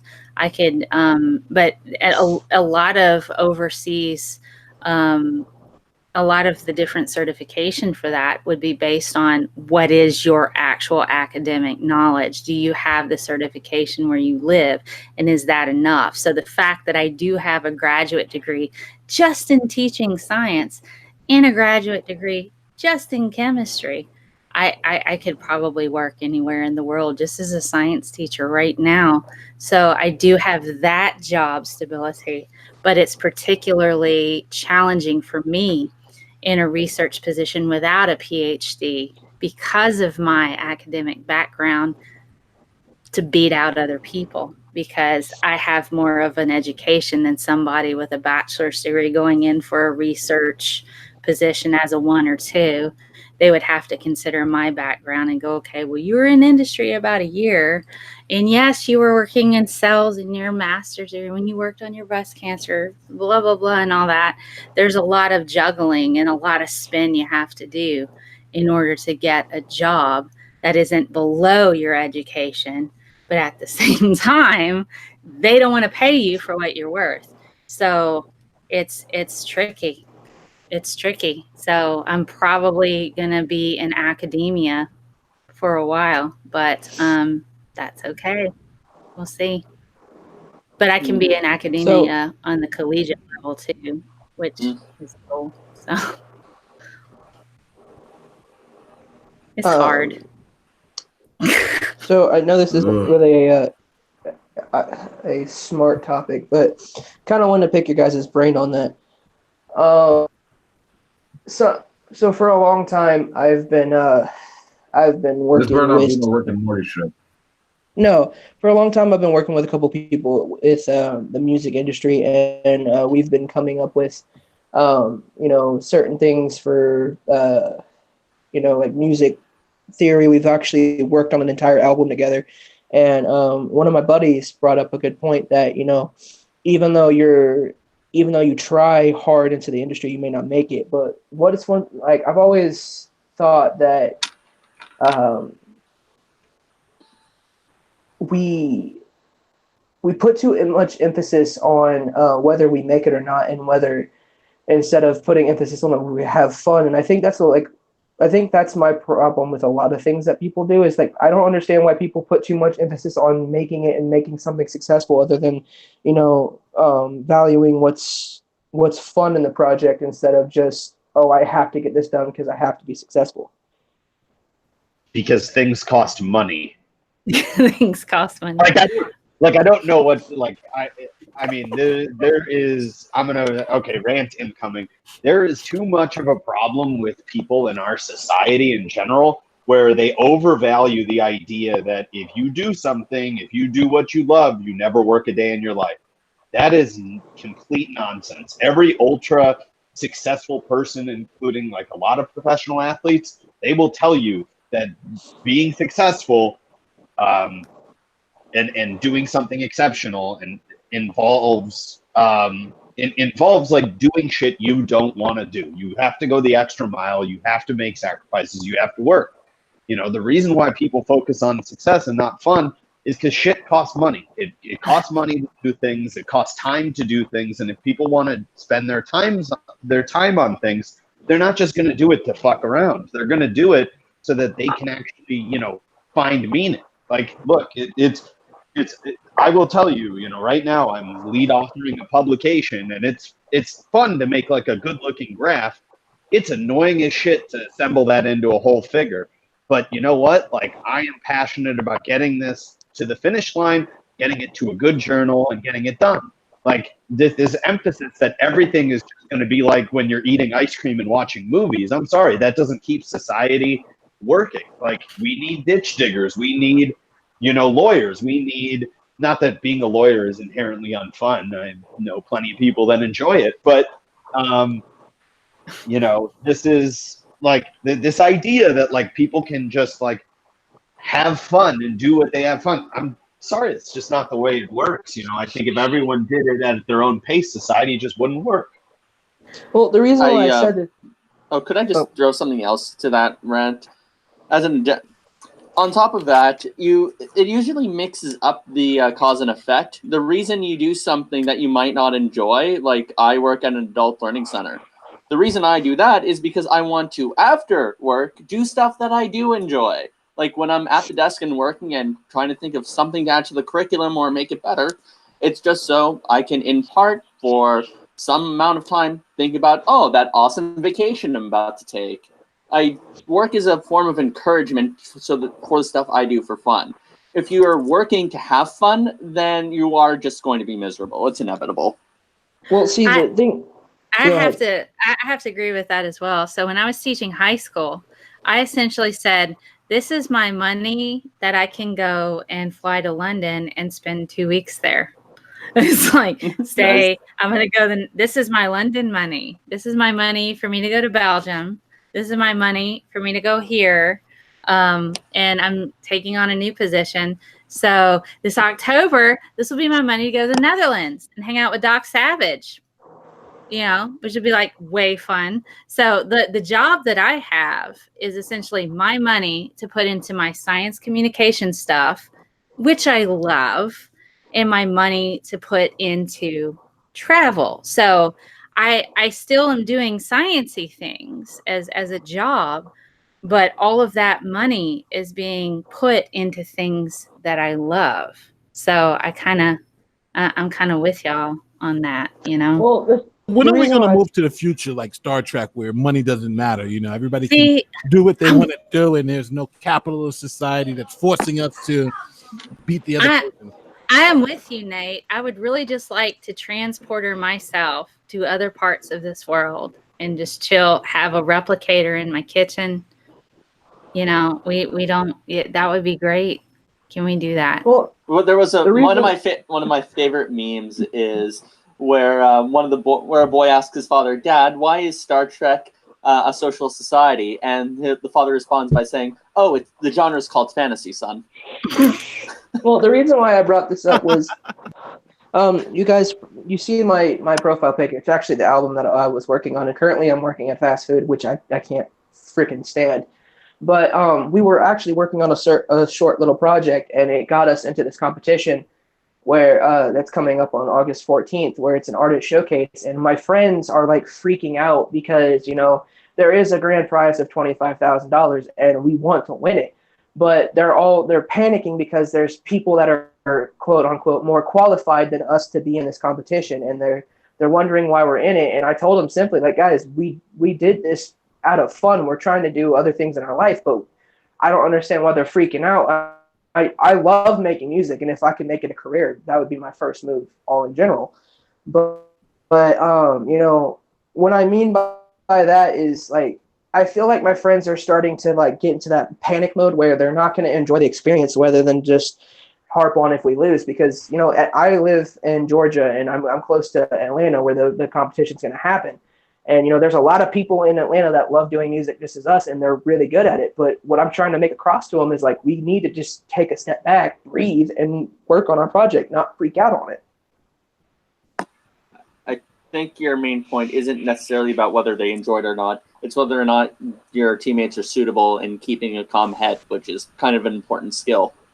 I mean, I think the problem might be a little more psychological than whether or not they're enjoying it. Like it shouldn't be about whether they enjoy it or not. It should be about whether they can fulfill their responsibilities, is my point. Well, the thing is, don't get me wrong, I have very bad anxiety, but I've come to grips with it because, there are going to be people better than me in everything. There's going to be people better than me at music. There's going to be people better than me when it comes to learning things. And I kind of took this project as more of a way for me to escape into something that I enjoy. And I've talked to them a couple of different times, and I sat them down. I'm like, look, guys, you've been doing really, really well. You know, you've helped me write songs. You've helped me produce tracks. You've gone in on them. And I think that more than anything, they're afraid that they're going to fail me than they're going to fail themselves. And what I'm trying to get across to them is like, dude, as long as you show up and do what we got to do, you're not going to fail at me. And that's what I'm worried about. I'm afraid that they're going to think that, you know, if we don't take first place, that they failed me. Have you told them that's not how you feel? Yeah, I made it very blatantly. I sat them down. If we don't take first place, if we don't win the $25,000, it's okay. You know, we got our names in it. We got exposure to what we were doing. And, you know, I can't ask for anything better, you know, because for the longest time, as, you know, as a person that I am, I was terrified to even perform in front of people on YouTube. And then I started, you know, slowly working my way on my channel. I started posting more videos, and it's been a lot easier for me. And, you know, I want them to see this as a gift, not something they have to do. More than anything, you know, I'm grateful that I even got accepted. We got accepted at all into this competition, because, you know, there was hundreds of people who put their name in and didn't get picked, and we got picked. And I want them to know that, you know, look, we made it. Whether we win it or not is besides the point. Okay, there's healthy criticism, and then there's unhealthy, like there's healthy anxiety and unhealthy anxiety, essentially. So just focus on getting your work done. Yes, you can't focus on the bigness of it. So it's important to, you know, of course, address it. Oh my God, we got in this. This is so amazing. Spend however much time you got to do to get through that aspect. Say, all right, time to get to work. And then you're going to have, if you're like the head of your group, you're going to have to shift the perspective towards, okay, we got to get our work done and get on top of this. So that would be my advice to you. Let them, y'all all freak out together, have a freak out night, and then go, okay, we have freaked the F out. Now it's time to move over here and let's get our work done. Well, like when we got accepted, the first thing we wanted to do, the very first thing was we went straight to my buddy's house, and for 3 hours we wrote different songs, we produced different tracks. And one of the funniest things that we did was this is really stupid, but we wrote an entire song dedicated to our love for the Big Mac at McDonald's. And you know, one of the things I told him was, you know, whether we win or not, we're going to go have fun. We're going to go out there and, you know, we're going to represent who we really are. And, you know, one of the things that my buddy surprised me with was he's terrified of going on stage, right? He has huge stage fright. And last Saturday, we all decided that we were going to get drunk and go to a karaoke night. And he decided he was going to sing in front of like a group of people. And one of the problems I'm having is he had so much fun, and I want to push him to you know, do that again on stage, because he wants to be the one that's running the music and not singing, whereas I'm kind of the one that doesn't want to sing and all this other shit, but I'm the main person that has to. Well, I want to encourage him to do it. Well, here's the thing. All right. Y'all gonna have to get over this. And I, you know, for me, I'm equally afraid of failure as I am success. It's an equal amount of fear for both of them. So you guys have this big thing. You do well. You're going to do great, super great potential to have further success. If you fail, you're going to fail epically. So, you know, you're at a point to where either way could be the thing. So, I mean, I can kind of understand your bandmates, but at the same time, y'all just going to have to. Yeah, I agree. Knock it up, Buttercup. Y'all going to have to come together. And if you're going to be that person that, you know, rallies the troops, then just freaking do it, man. Fake it till you make it. That's all I got to say. That's how I've lived my whole life. Then do it. Do it. Bring them forward. Get it done. And at the end of the day, this just might be an occasion where they have to learn from failure, meaning that you get there, they go through the whole process, they're nervous as all hell, but after it's done, they realize, hey, the world didn't end just because I lost this. As the great Michael Scott once said, you miss 100% of the shots you don't take. Wayne Gretzky. Yep. You just do it. I mean, I do I do lots of science communication work. I'm not a massive channel, but I'm growing in the rate that I want. I've got, I'm taking my milestones as I go, and I'm building as I go. I'm not like super growing really fast and getting out of control, but at the same time, I'm building what I want to build on my own time, and I get that.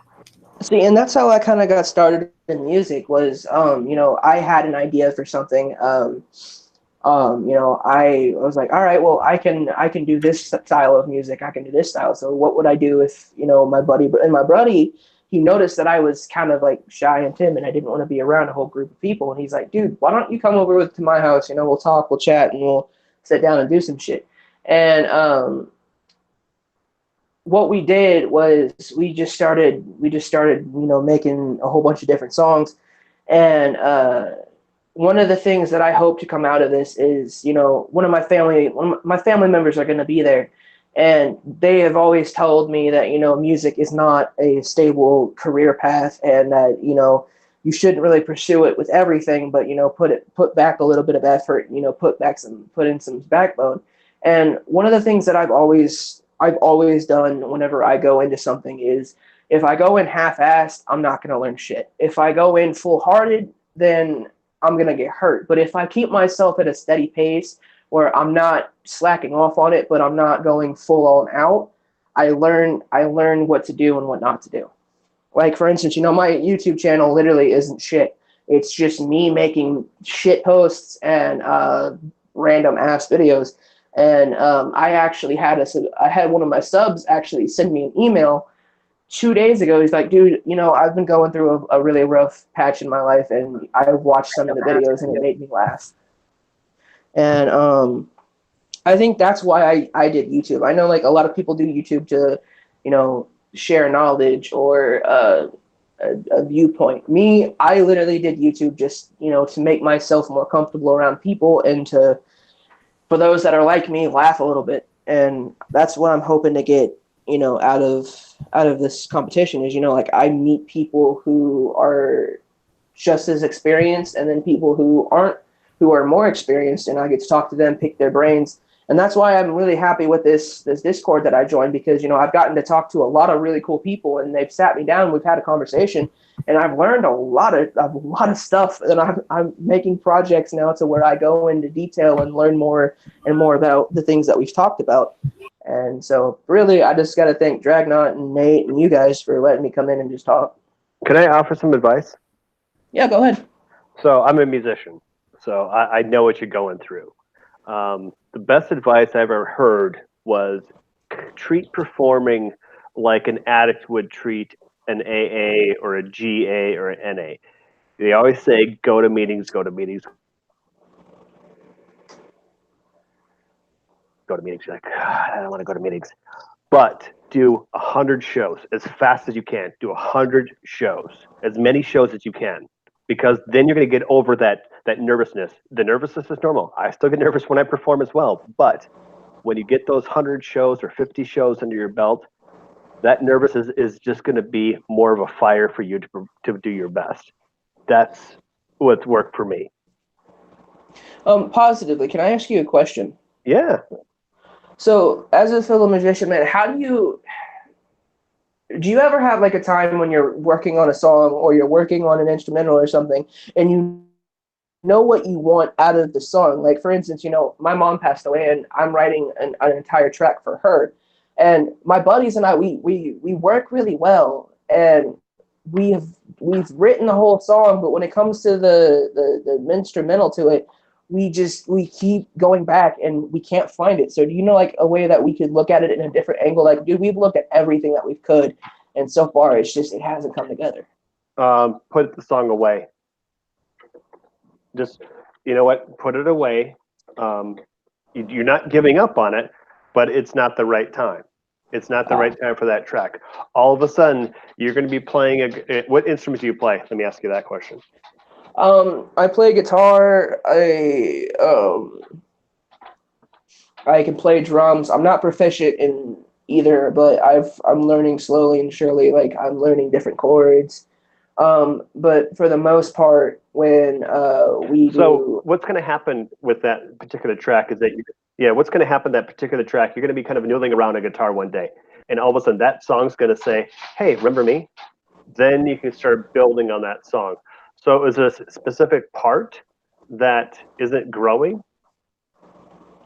What it is right now the chorus just isn't syncing up with anything, and that's the problem. Like the rest of the song, it's perfect. It's just the freaking chorus of that song that we just can't figure out what's going on with it. Okay, let me ask you this question: does the song need a chorus? That's a really good fucking question. I didn't think about that. I mean, it's true. Not all songs need verses. Not all songs need choruses. Sometimes the songs complete themselves. Just because the standard structure is verse, bridge, chorus, or verse, chorus, chorus, bridge, so what? That's a standard. If the song has built itself, then let the song build itself. I mean, if you have go. I'm sorry. Go ahead. Do you mind if I ask you, like, what music you do? Like, what genre? I do hardcore gangster rap. No, I'm just kidding. Hey, no. Rapper. No, I'm just kidding. Excellent. I do a lot of pop songs, but I'm anywhere between pop to country to funk. So, I'm not gonna say I'm the greatest rapper alive, but I do rap a little bit, and we were curious to know, like, well, I'm curious because my buddies aren't here, but what is your opinion on modern music like nowadays? Do you think that it should keep going the way it's going, or do you think it needs to get fixed? There's no such thing as music anymore, in my opinion. And the reason I say that is that there's no musicians anymore, and that's what's really, really hurting. That hurts me as a person who plays live music, because the music today, if the power goes out, well, the show's over. You can't pick up an acoustic guitar anymore with modern music. That's me. I mean, I could be wrong, but that's just my opinion of it. Well, the first show that we did, this was back when I lived in Indiana. My buddies actually moved up to Georgia 2 years before I did. Okay. The first show that we actually did, we did it all acoustic, and it turned out really, really well.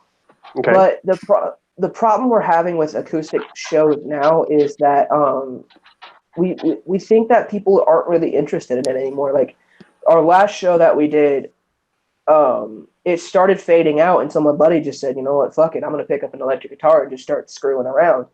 And that's what, like, I don't know if that's like a good mentality to have when it comes to performing, but we found that a lot of the songs that we've written and a lot of the songs that we were recording, we literally just sat in the booth and just tinkered around with certain instrumentals, certain chords, certain drum sets, and we're finding that you find yourself more.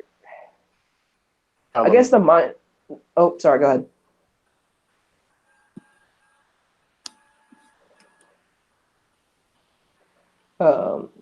You there?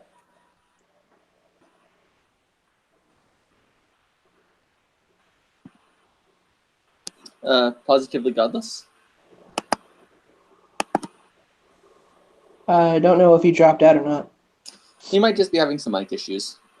No, but like I know that I kind of I'm sorry if I took the conversation into just kind of drivel and shit, but like it's kind of nice whenever you find somebody who sees the kind of thing that you're working on and like improves on it. Like when for instance, there's a video on my channel that no matter if I take my channel into a serious light or not, I'm not going to delete. And the reason why I'm not going to delete it is during the time that I had to deal with, my mom's issues and other personal things, my little brother kind of looked at me like, I was the leading, like his guiding light. And that video kind of put me in a mentality to where, just because I'm not strong enough myself doesn't mean I can't be strong for my brother and my sister. Oh, That makes sense.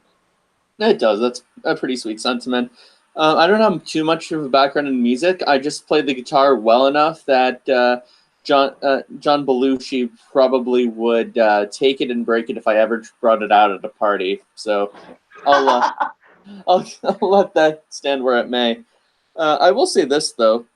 I guess the best thing you can do for a song is make something that's if you have to make a decision between a song that's playable and one that you feel more confident in playing versus one that if you actually did play and it would be a huge risk, chances are it's probably better to play it safe. But that's my own perspective, unless you don't mind like failing, but failing really hard at something amazing.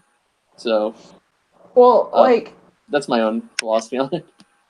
I feel like though, even in all, not just in music though, I feel like in science and in theology and in other aspects, you're going to have that one thing where you think it's a great idea and you're gonna risk it for a chocolate biscuit. For the saying is, and I feel like people kind of dwell on failure and like, all right, well, screw this idea, I'm never gonna do it again. And I've kind of conquered that and to a point where, whenever I first started YouTube, my view count was 3 people. And for a while I was just like, all right, I'm not going to do YouTube anymore. It's not helping me and I'm not helping anybody. And then I looked at my channel and then all of a sudden I had like 60 subscribers. And I was like, what the hell happened there? Like, and I feel like as long as you learn from a failure and you try something else on top of it, you're not actually failing. You're progressing in life. And to be fair, it's also a numbers game.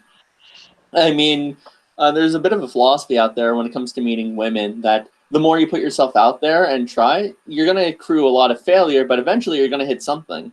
So and in the music industry, really, all it takes is for one banger, like one really viral video. First off, do we want the virginal Catholic to be talking about bangers? I am not saying I love you, dude, but you set me up golden for that one. Sorry. I cannot resist because I'm a child. All I'm saying is I've come to a point where I've just turned down all women and I'm basically good with it. Well, I mean, though, how old are you? You're 26, right? 26, 27? 27, turning 28. Well, I've been in that position, man, and I'm not trying to give advice because I'm younger than you, and I don't want to sound condescending at all. But I've been in that position, and whenever I did that, I actually met my fiance, and she's been a really great part of my life. We push each other to do shit that we don't normally do. Right. I'm not saying cheat on your fiance. Like, oh no! I just want to make sure that that's being understood. I am saying that because, good God, I want this to be a more entertaining conversation. Dude, if I cheat on my fiance, there's gonna be 3 things that happen. 1, she's gonna cut my dick off. 2, her father is gonna find me and go Liam Neeson on my ass. And 3, I will probably never be heard from again. Those all sound like positives to me. I don't know what you're talking about. I mean, once your dick is off, do you really want to be heard from again? Probably not. No, that's the thing. But I love talking to you guys. You guys are a great group of people. You haven't known us for long, have you? No, but anybody that can put up with the bullshit that I spout out and doesn't, automatically throw me into the wolf gate, then I can kind of somewhat build a relationship from that. To be fair, this group's been dealing with my bullshit for years, so they've had practice. It's mostly dad jokes. This is bullshit. That's why I make the joke that he's 27 going on 47, because Hey kids, what do you call a bee that can't make up its mind? A that- maybe. Well, what do you know? What my favorite type of bee is? What? The booby. Oh Nice. God. Is that dad enough for you, or too much dad? So how many kids have you had? Because you've had to at least have one to have made that joke. Thank God, 0. Or well, I guess not God. Well, 0 that you're aware of. Whatever. I'm sorry about that, by the way. Yeah, if they, I mean, maybe if I have kids, they're at the compost heap behind Planned Parenthood. But at least I hope. Either that, or your mom or your baby mom was waiting until you get rich and calling him child support. You say that, but could be the case, man. Who knows? No, I'm kidding. Be safe with birth control, kids. That's if I have if I have a message here tonight, it's be safe with birth control. What? Wear a rubber before you love her. Or get really good at sidekicks. Oh, that's dark. Tough crowd. All right. That's very dark. Wow. Yeah. Too dark? Too dark for this crowd? Okay. I mean, black humor is a little like food. Not everybody gets it. African American. Oh, I love dark humor. Now. African American. African American humor. All right, I'm back. I'm sorry about that. Oh, it's all good. So to change topics, Scott, were you able to finally meet G-Man? No, of course not. Oh no. Smart. I think that's that he's scared of you. Oh, absolutely. And you've met me because I'm huge. Yeah, you're a very intimidating and not at all engaging and nice person. Yeah, I just walk around New York City wearing tunics and glitter, and that's a for real thing. And he's scared of that. I should say I'm a straight man that walks around with tunics and glitter. It's true. I've seen his kid, although that could be the actually. You know, these days we don't know. I don't know what the adoption policies are where Scott's at, but he is a perfectly nice man who I enjoyed meeting. Yeah. So, but Dragnot. Real quick, Dragnot Wajita wants to know if he can get the link. I didn't know if that's okay with you or not. Tell Wujita that I found a glute girl, though white, he would approve of.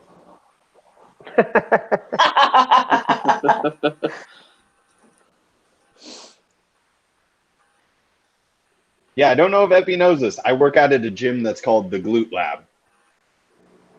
That is an excellent name. That's a real thing. That's a real thing. And the owner, whose nickname is the Glute Guy, has the best job on the planet.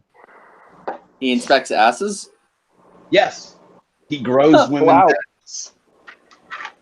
And he has a PhD where he specialized in glute hypertrophy. I have a PhD in assology. That's amazing. Godless, haven't I actually talked to you before? I don't know, but if you have, the check never cleared. I'm just kidding. Well, the way that my bank account's set up, I gotta check into the savings, and there's that kind of thing. No, maybe you have. I have no. I don't remember, and I'm sorry. That sounds really egotistical, and that's not intended to sound that way. I mean, he is a ginger, so they. It does happen. Ginger? I don't have red hair. No, Quentin is a ginger. Oh, Quentin's a ginger. Okay. I would never insult you like that, Scott. I was going to say, good Lord, what did I ever do to you? I had an ex-girlfriend who was a ginger. She stole my soul and my wallet. Well, you're not Jewish, so your soul is not contained in your wallet. No, the soul is because she was a ginger. The wallet is because she was a thief.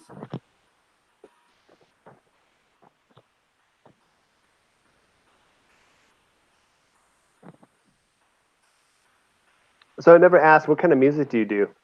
Quentin left the group. Oh, he did? Yeah. Oh, Jesus. So, were you ever negatively godless, or it just came about later on? Oh, there we go. Okay, so there's the red hair. Holy crap! Sorry, fuck. Now my face has been on camera. Oh well, fuck You it. just doxed yourself. Oh no, Here's the truth is revealed. No, I've never been negatively godless. I don't think. Yeah. All right. So you didn't really have to work at being positively godless. It just came to you. Yeah, it was literally we were at a show, and I'm like, I want to do a YouTube channel, and I convinced a friend of mine to do it with me, and then the rest is history.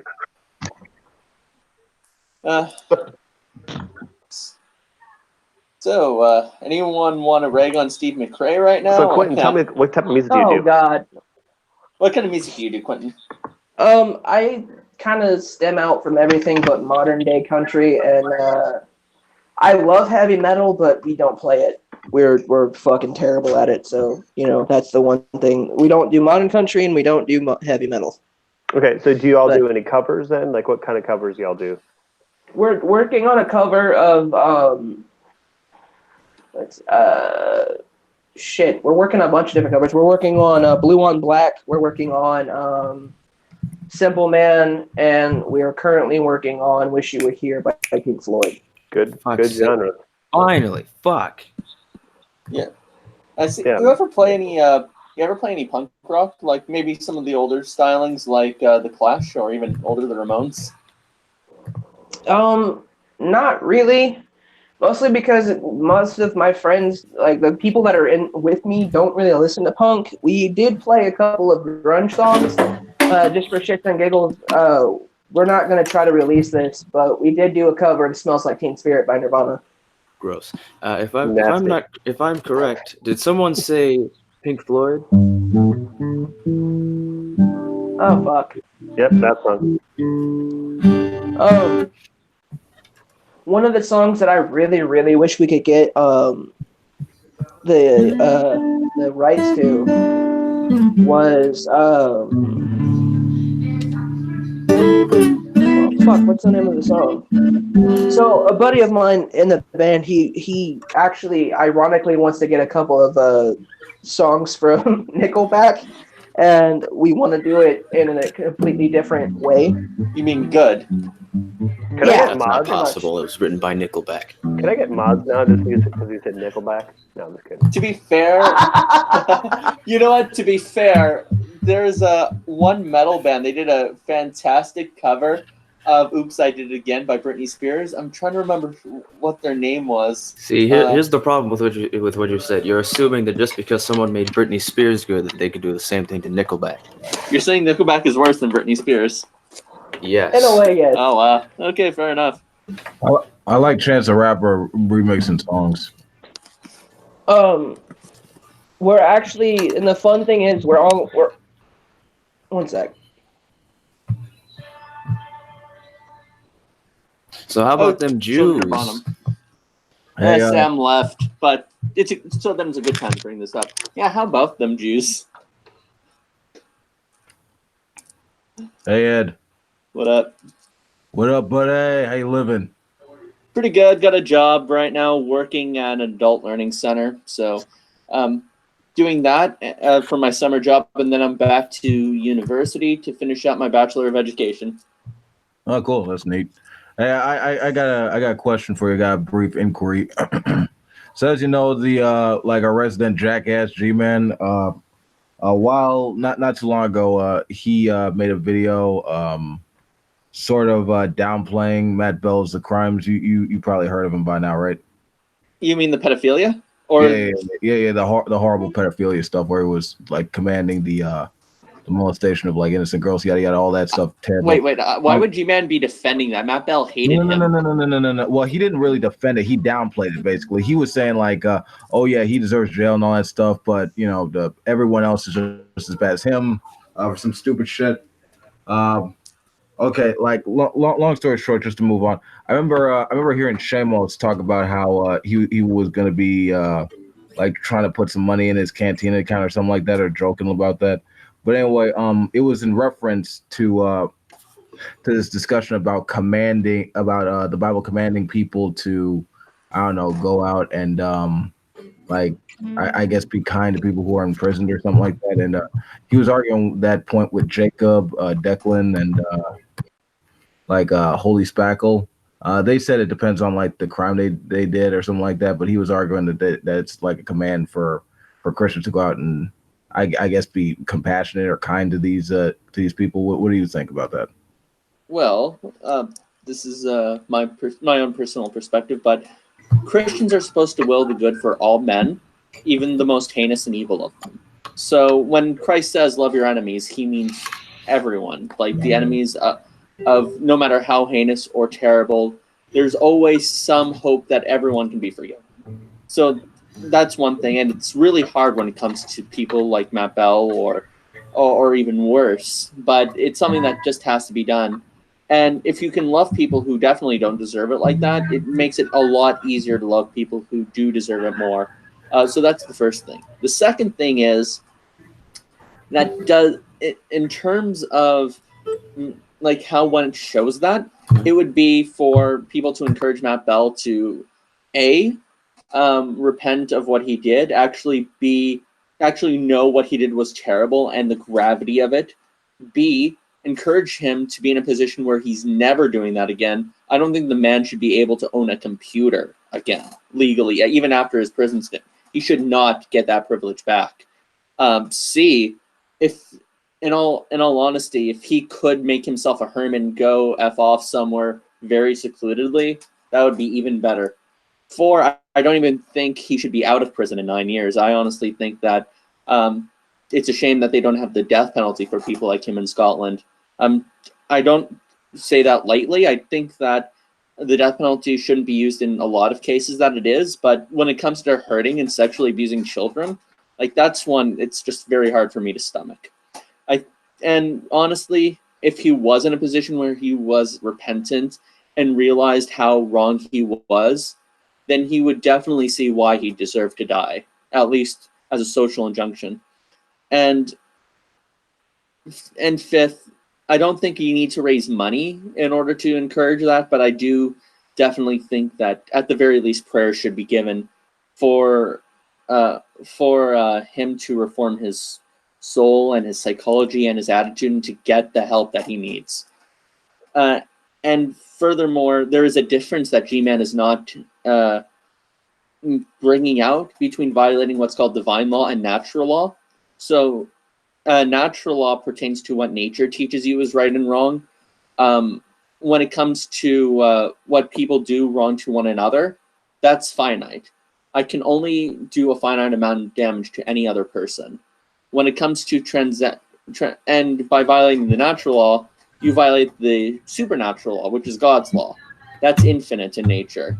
Human beings only dish out punishment on their own behalf for violating the natural law. What nature teaches us is right and wrong. We do not exact God's justice or vengeance. Vengeance is mine, saith the Lord. God does that. He might do that through some special revelation like he did in the Old Testament from time to time, but definitely not today, and especially because the church is not an earthly nation like Israel was. It's its own thing. So that would be my own position, and which is to recap: A, pray for the good of his soul, no matter how heinous it is. B, advocate that people like him or in such a position are never put in a place where they could hurt people, because we always see that propensity to evil. C, make sure that he knows what he did is wrong. D, advocate for stronger punishment and doing whatever it takes to make sure he never hurts another child again. And E, make him push that he realize how terrible his actions were. I think it deserves nothing short of that. I know you guys might not agree with everything. I know the death penalty isn't too popular these days. I know that I'm not speaking to a group of people who hold my same religious beliefs and backgrounds, but that's my own personal opinion. Well, I'm going to cut in because I have from the position that I hold a position where I don't see any reason to add more immoral action to immoral action. For example, let's say we have someone who has raped a little girl. I don't think raping them, them being raped in prison, is therefore a justifiable act. It's still a wrongdoing, as far as I'm concerned. I feel that for fuck's sake, I feel that the best thing would be if possible to reform the person from said behaviors, and if not possible to keep them away from doing such things. But I don't think punishment as a concept is really necessary. I think what's important is avoiding the person continuing the behavior, not just going, oh, you did a bad thing, so now we're going to do a bad thing onto you. I think that's just like a visceral response, whereas what's more important and would create more overall well-being for people would be to make sure this behavior doesn't continue, either through reformation or just keeping them out of a position where they can do it again if it's impossible to reform said person from whatever behaviors they've committed. All right. And would you like to pursue that discussion, or would you like to just leave it there? Because I'm all for just sharing beliefs, and that's just fine too. That's all I was looking to do. But are you bringing this up as kind of you pushing the discussion further, where I can answer kind of your concerns about it, and you could answer some of mine, or would you prefer? If a discussion can open, sure. Oh, all right. This will be the first time I actually get to open up about ethics, which I enjoy talking about. So no worries. So I would actually agree with you. Two wrongs don't make a right, and an immoral action brought up against somebody for their own immoral action is wrong. But I don't agree that killing someone is, unlike rape, per se evil or per se wrong in every circumstance. Like, consider this. If somebody you know was being targeted by somebody who was trying to kill them, and of course there was no time to apprehend them, the only thing to do was even use or exact violence in defense of another person, or even yourself, such as self-defense. Those are instances where we can say killing is right. But there's never a circumstance where you have to rape somebody in self-defense, or rape somebody to prevent somebody else from raping. Like that. Like, even if that set of circumstances was to come about, I don't even think that would justify it.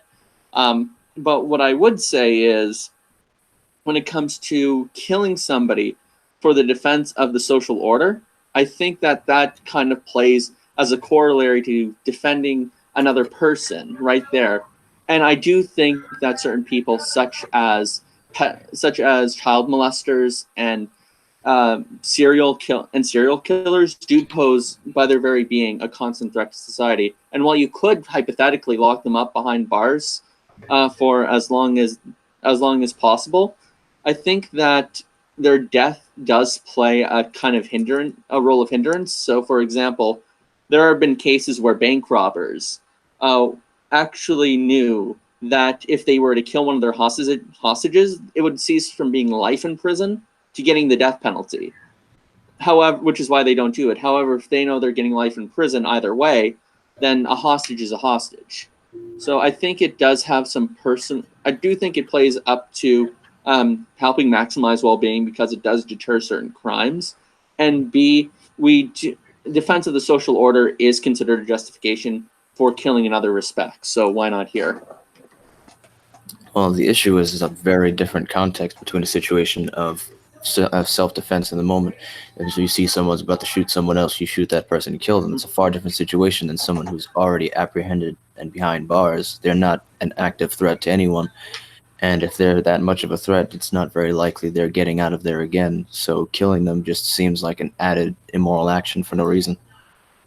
Would you agree that there are some things which are per se hazardous or per se a threat to another person? So, for example, if somebody had a nuclear weapon, like in their backyard, even if they never used it, and even if they gone their whole lives without using it, and they send it on and they pass it down to their child, just even having that is a per se act of aggression. I think to allow somebody who has gone past the line of breaking that social contract, where you have not held up your end of the bargain in living in society to not kill another person or molest children, I think at that certain point, your presence just becomes a sign of aggression when you are there physically, as opposed to, let's say, somebody else who might be a threat in the heat of the moment, but didn't actually break the boundaries as of yet.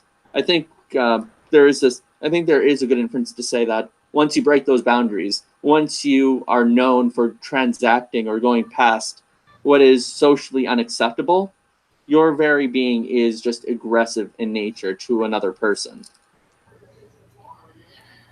Yeah, I'm not sure I agree with that as a concept. I feel like that can go to a very strange place. While I can understand individuals being wary, I don't think that then robs someone of their bodily autonomy and their right to life.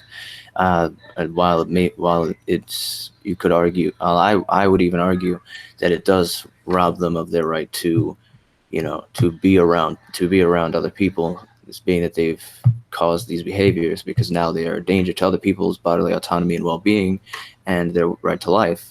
I don't think that removes their right to life or bodily autonomy. Hello? Can you hear me? Did you guys pause or did I? I don't think anything paused. What was the last thing you heard me say? Oh.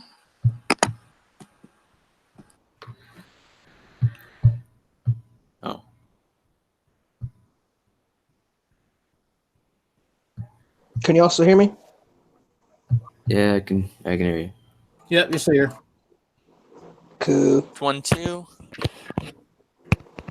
And he's back. What's up, man? Paul. Yep. I can hear you. Can you not hear me?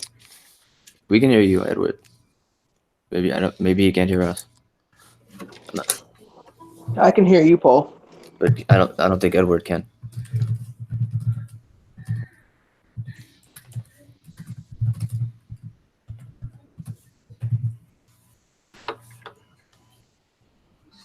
Hello? Hey, Drag. Yep. Can you hear us, Edward? Oh boy. Let's see. I can't hear you guys. Okay. So yeah, he's. Damn. The one time I decided to get into a serious discussion. All right. Yeah, we'll just continue this on Discord. We've been going on for a while now. All right. Thanks for watching, folks. Y'all have a good night. Or just get on Discord and continue listening.